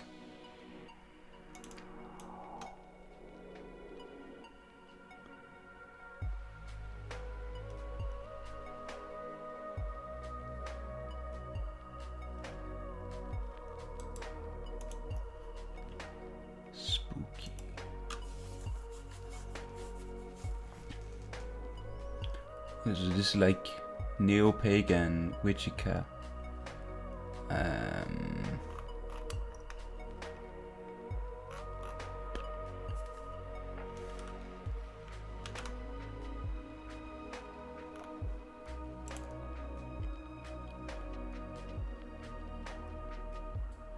Arimaneus.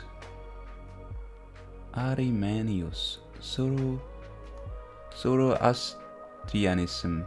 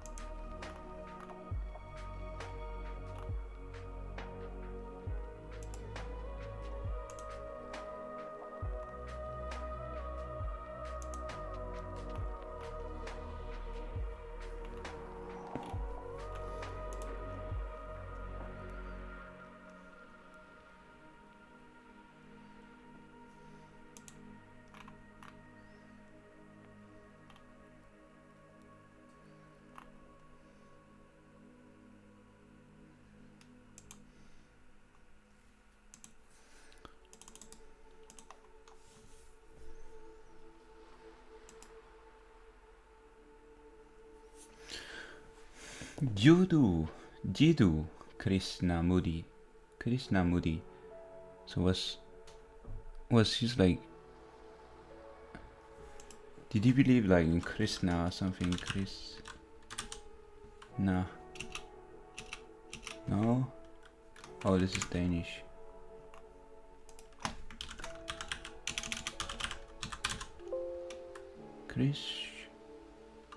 Oh.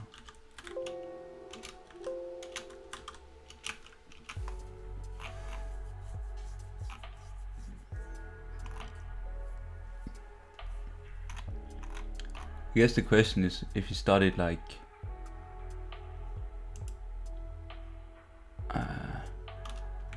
but I guess maybe these have like what is it called? What is it called? Verdake.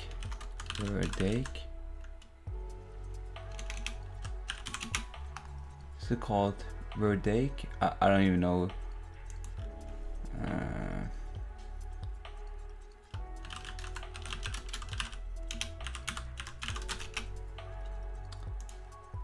Okay, so let me see. Not Western, Eastern.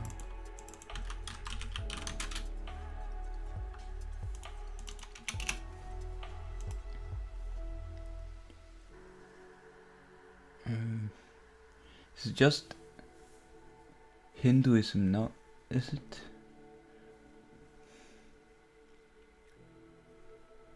Like, what does the Krishna people go under? Is it Hindu? Jainism?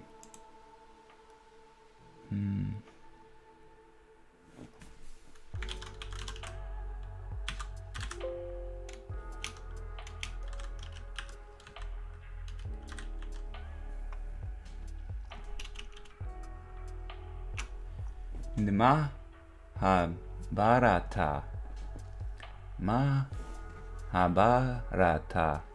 Krishna defined Dharma as upholding both this worldly and otherworldly affairs. The word Sanatana means eternal, perennial, or forever. Those Sanatana Dharma defines that it is the Dharma that has neither a beginning nor end.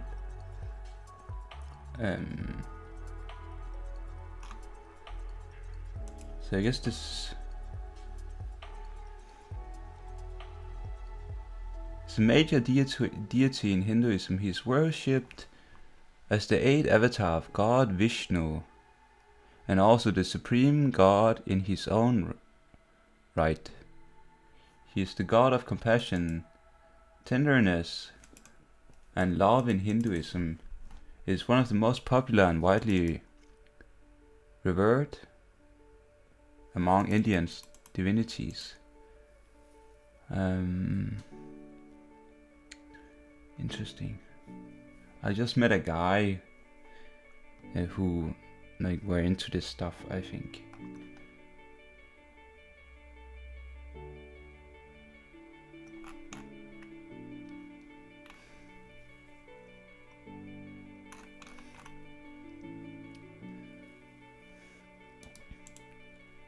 But what is it even called?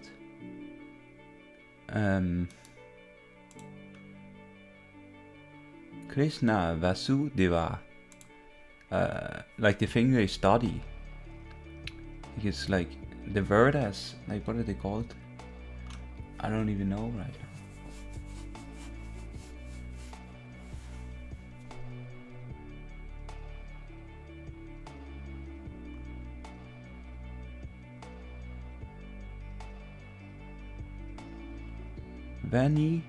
Vaishnavism.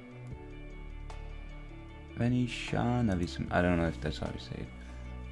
Maybe this is where they study something to Vishnu. I don't know. I kind of wanted to know that thing about, what was it?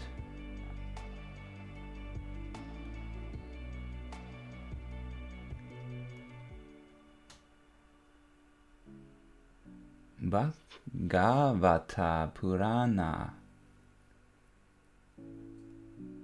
Radha Krishna.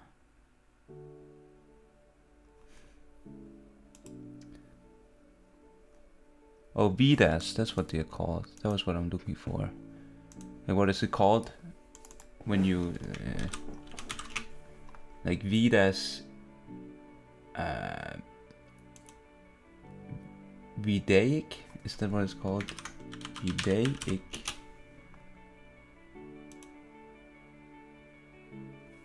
Vedaic knowledge of or relating to the Vedas. Vedic. Maybe it's Vedic. Because a Vedic, yeah, I guess that's the right word for it. Vedic period. The Vedic period, the Vedic age, is the period of the history of Northwest India's, the Northwest Indian subcontinent between the end of the urban Indus Valley civilization and the second urbanization in the central Gangetic plain. Is that how I say it? Gangetic? I don't know. It is its name for the Vedas, which are liturgical texts containing details of life during the period that has been interpreted to be historical and constitute the primary source for understanding the period. The Vedas were composed and orally transmitted with precision by speakers of an old Indo-Aryan language who had migrated into the northwestern regions of the Indian subcontinent early in this period. The associated Vedic culture was tribal and pastoral until c. 1200 or 1100 BCE and centered in the Punjab, also spelled Punjab.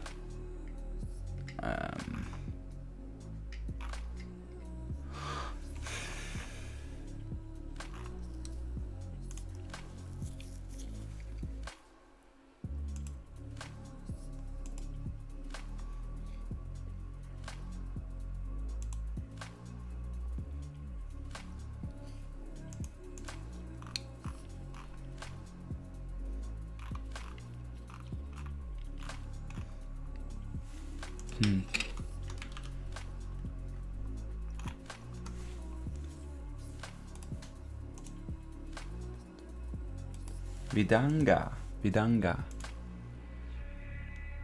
The Vedanga, Sanskrit Vedanga, limbs of the Veda, are 6 auxiliary disciplines in the Vedic culture, or Vedic culture, that developed in ancient times and have been connected with the study of the Vedas. There are Shiksha, I guess, phonetics, phonology, pronunciation. This auxiliary discipline has focused on the letters of the Sanskrit alphabet, accent, quantity, stress, melody, and rules of euphoric combination of words during Vedic recitation. Chandas, prosody,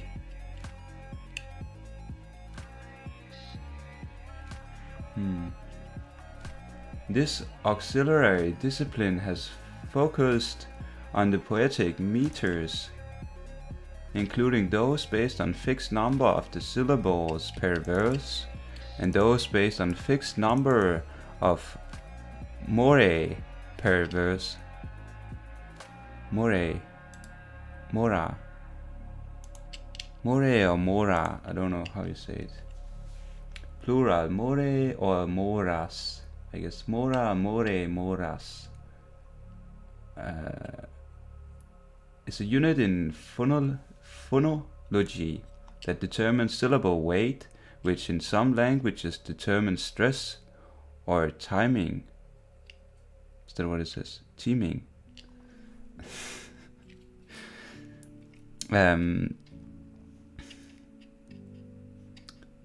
What is this?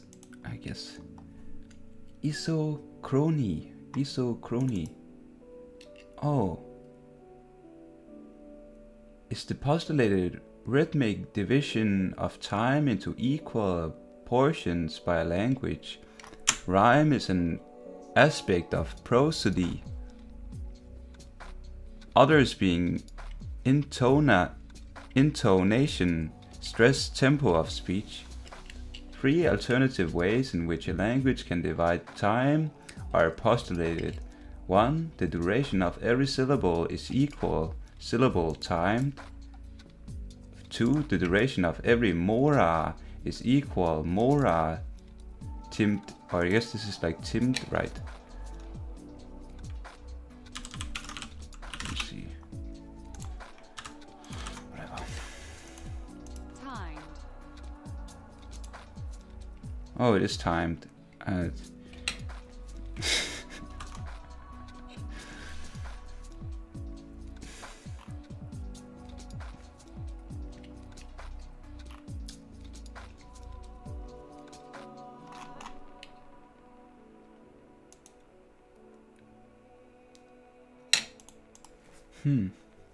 know there's something that's called isochronic tunes.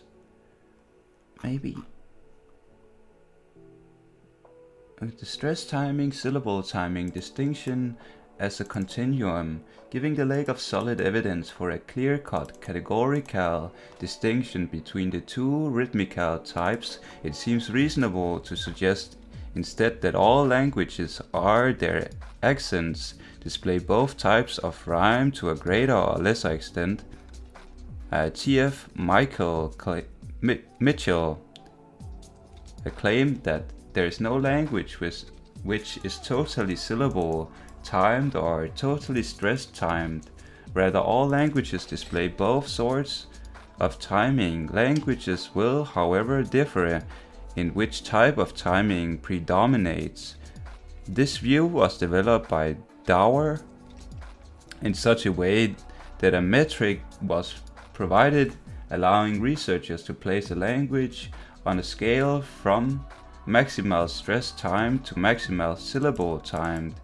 Examples of this approach is used in Dimitrova's study of Bulgarian and Olivo's study of the rhyme of Ashantitvi.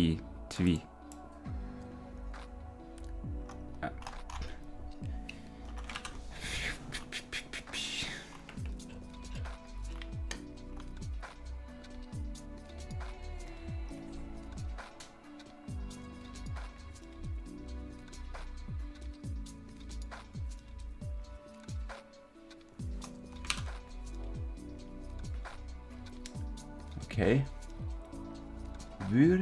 Vyrkarana. Grammar and linguistic analysis. This auxiliary, is that how you say auxiliary? Discipline has been focused on the rules of grammar and linguistic analysis to establish the exact form of words and sentences to properly express ideas. Nirukta. So I guess this is all the things. Kalpa. I thought kalpa was something different. Kalpa.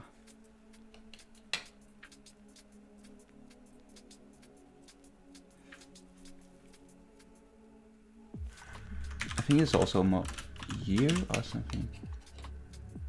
Oh yeah, kalpa, aeon. It's a Sanskrit word meaning a relative long period of time. By human calculation in Hindu and Buddhist cosmology, the concept is first mentioned in Mahabharata.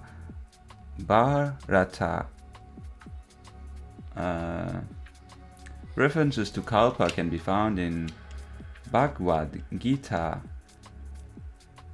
the Vedas and the Puranas, which predate Buddhism by thousands of years. Interesting. What is this?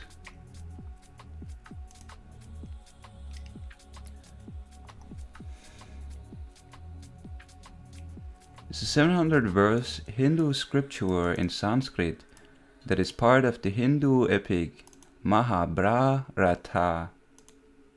The Gita is set in a narrative framework of dialogue between Pandava Prince Arjuna and his guide and Charotya Krishna. At the start of the drama Yuddha, righteous war between Pandavas and Kauravas. Okay.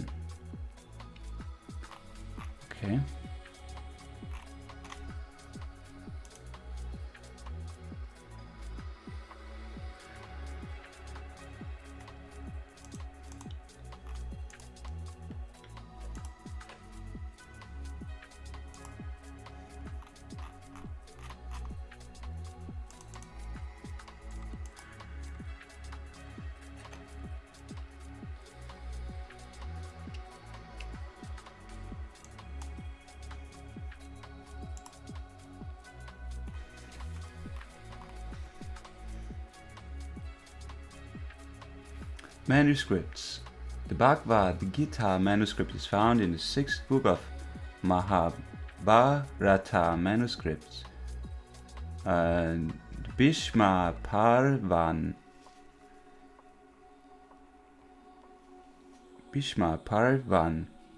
Therein, the third section, the Gita forms chapter.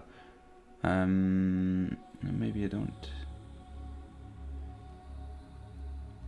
Gambhiranada. The old manuscripts may have had 745 verses, though he agrees that 700 verses are generally accepted historical standard. The Gambhiranandas. Maybe you should actually look this up.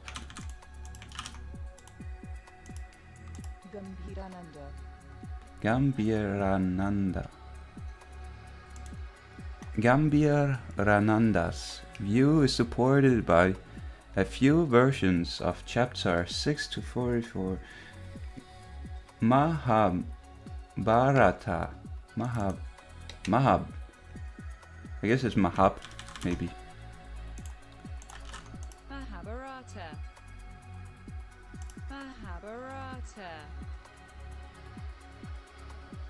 Mahabharata.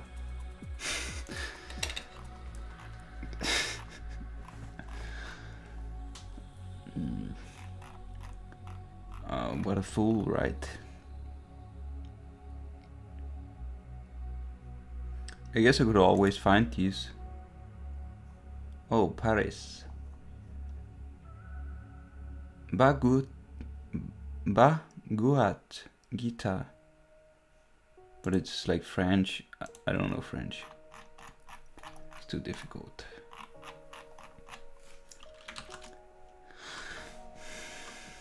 Sutta Nipata.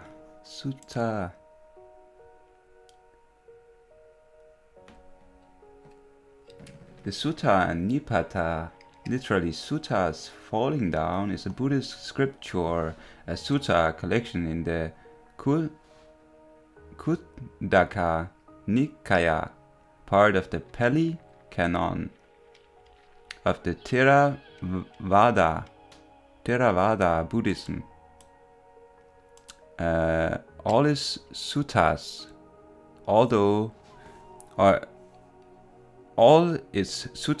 though to originate from before the Buddha's parinibbana,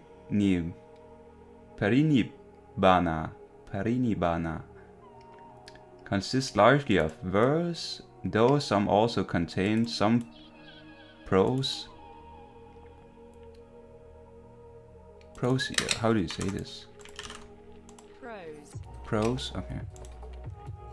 It is divided into 5 sections: Uraga, Vagga, Kula Vagga, Mahavagga, Adhakavagga, Parayana Vagga. See this one. Adhakavagga and Parayana Vagga. The Adhakavagga and the Parayana Vagga are 2 small collections of suttas. Is suttas the same as like a, what is it called? A sutra? Sutra. Is that how they say it? Is suttas a sutra?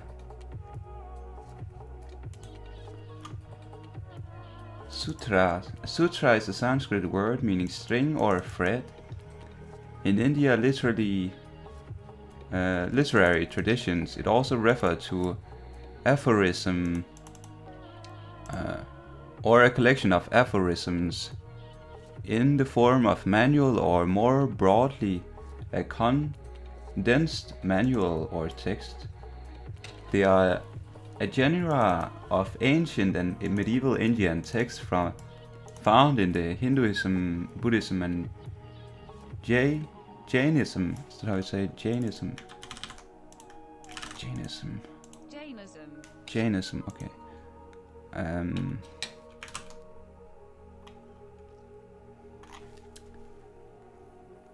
I still did not figure out what this means. I guess I could go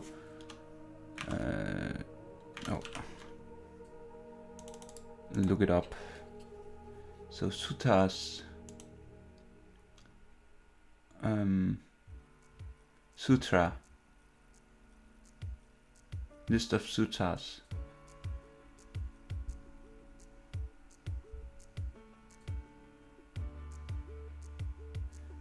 Dika Nikaya Suttas, Majjhima Nikaya Suttas.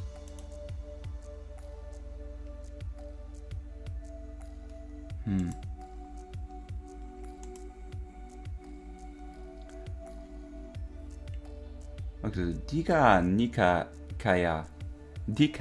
Nikaya.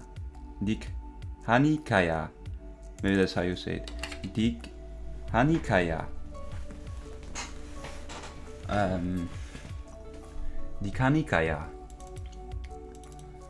is a Buddhist scripture, the first of the 5 Nikayas, or a collection of the Sutta Pitaka, which is one of the 3 baskets that compose the Pali Tipitaka of the Theravada Buddhism.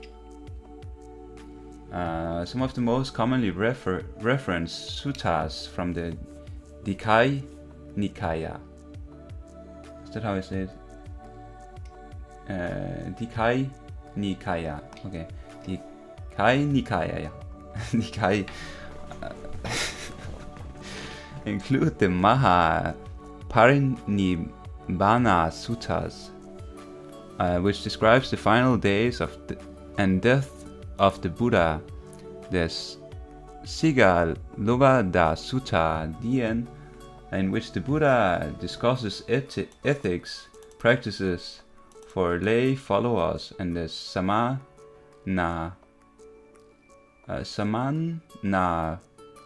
Phala. Is that how you say it? Samana Phala Sutta. The fruit of contemplative life is the second disclosure of the Diknayaka Naikaya. Dikha Nayak.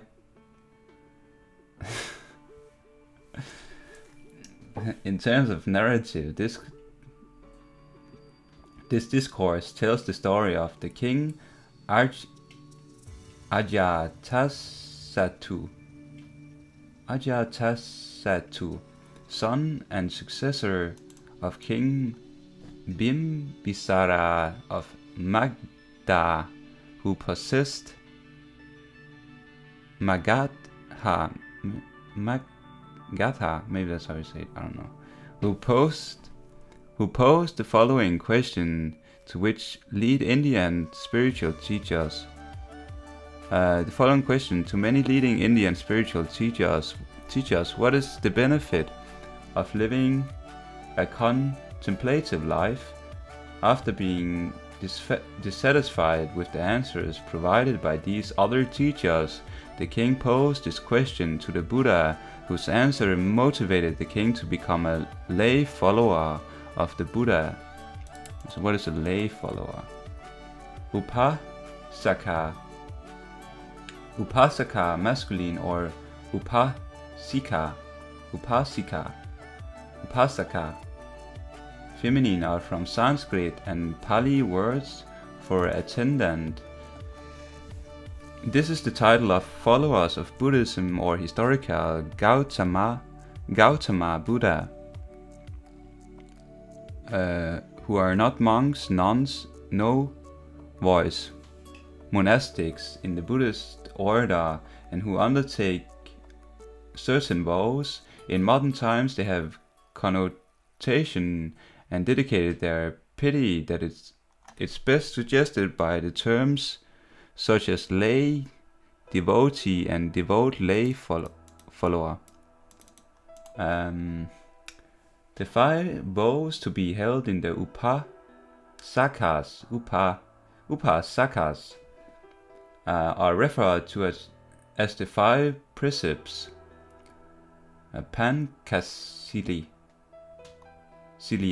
Pankasilia, maybe. 1. I will not take the life of a sentient being. 2. I will not take what was not being given to me. 3. I will refrain from sexual misconduct. 4. I will refrain from false speech. 5. I will refrain from being intoxicated. I guess I do not fit in this category. In the Theravada tradition, on the Uposatha, maybe that's how you say it, I don't know. Days, devout lay practitioners may request the 8 precepts from monastics. Uposatham, Samadhyati. It was widespread practice in China as well, and is still practiced. The 8 precepts is a list of precepts that are observed by lay devotees on observance days and festivals. They include general precepts such as refraining from killing, but also more specific ones such as abstaining from cosmetics. The precepts were probably based on pre-Buddhist Brahmanical practices. The historical Vedic religion refers to the religious idea and practices among the Indo-Aryan speaking peoples of ancient India after blah blah blah. What else?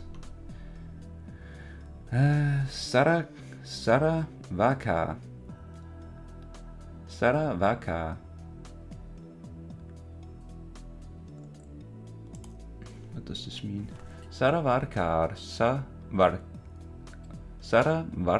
or Sarvaka means hearer, or more generally disciple. This term is used in Buddhism and Jainism. In Jainism, a Sarvarka is a lay Jain, so the term Sarvarka has been used for Jain community. For the Jain community.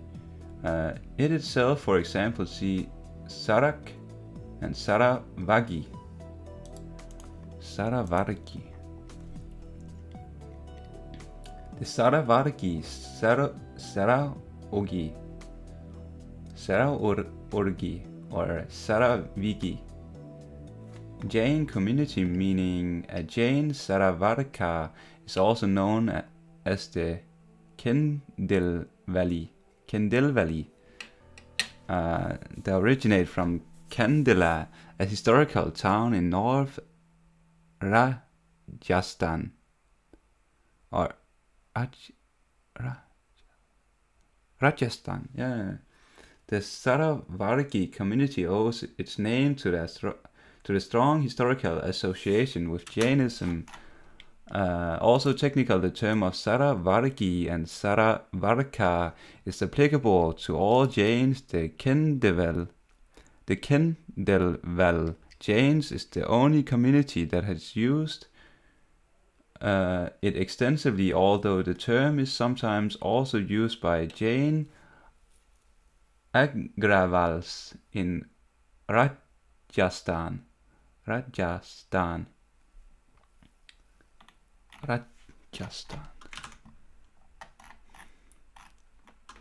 Maybe I should just sit here and learn language right.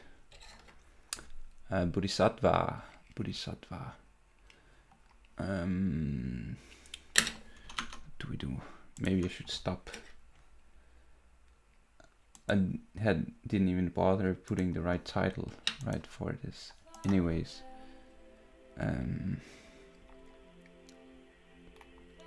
but I should not stress so much. In early Buddhism, the term Bodhisattva was primarily used to refer specifically to the Gautama Buddha,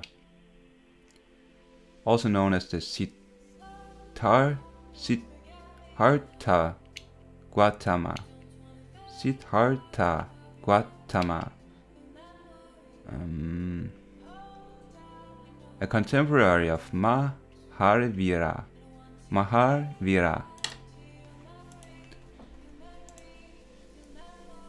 Mahavira, also known as Vardharmana, was the 24 Tirthankara, fourth maker of Jainism. Okay, so this is all like Jainism. I don't even exactly know what what are the Jains up to? Jain Dharma. Jains, a word derived from the Sanskrit word Jina, victor,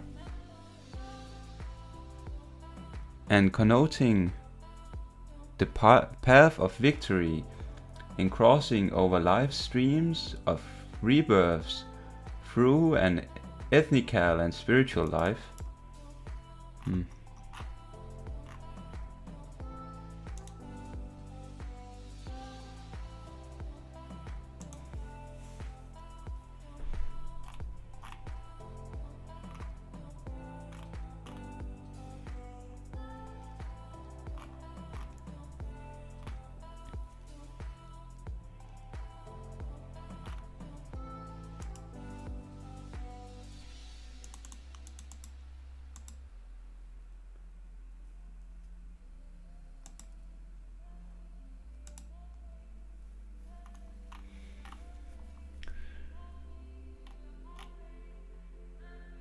Mahasatipatthana Sutta.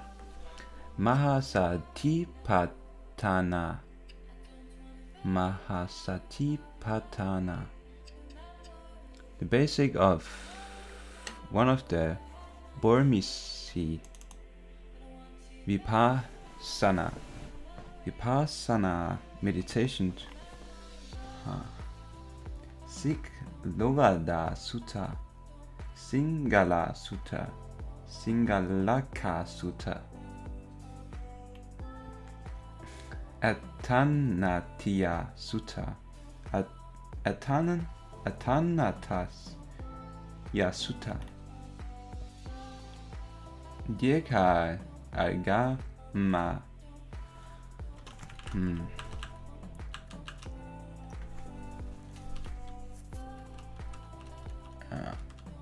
Ice break. I'm off.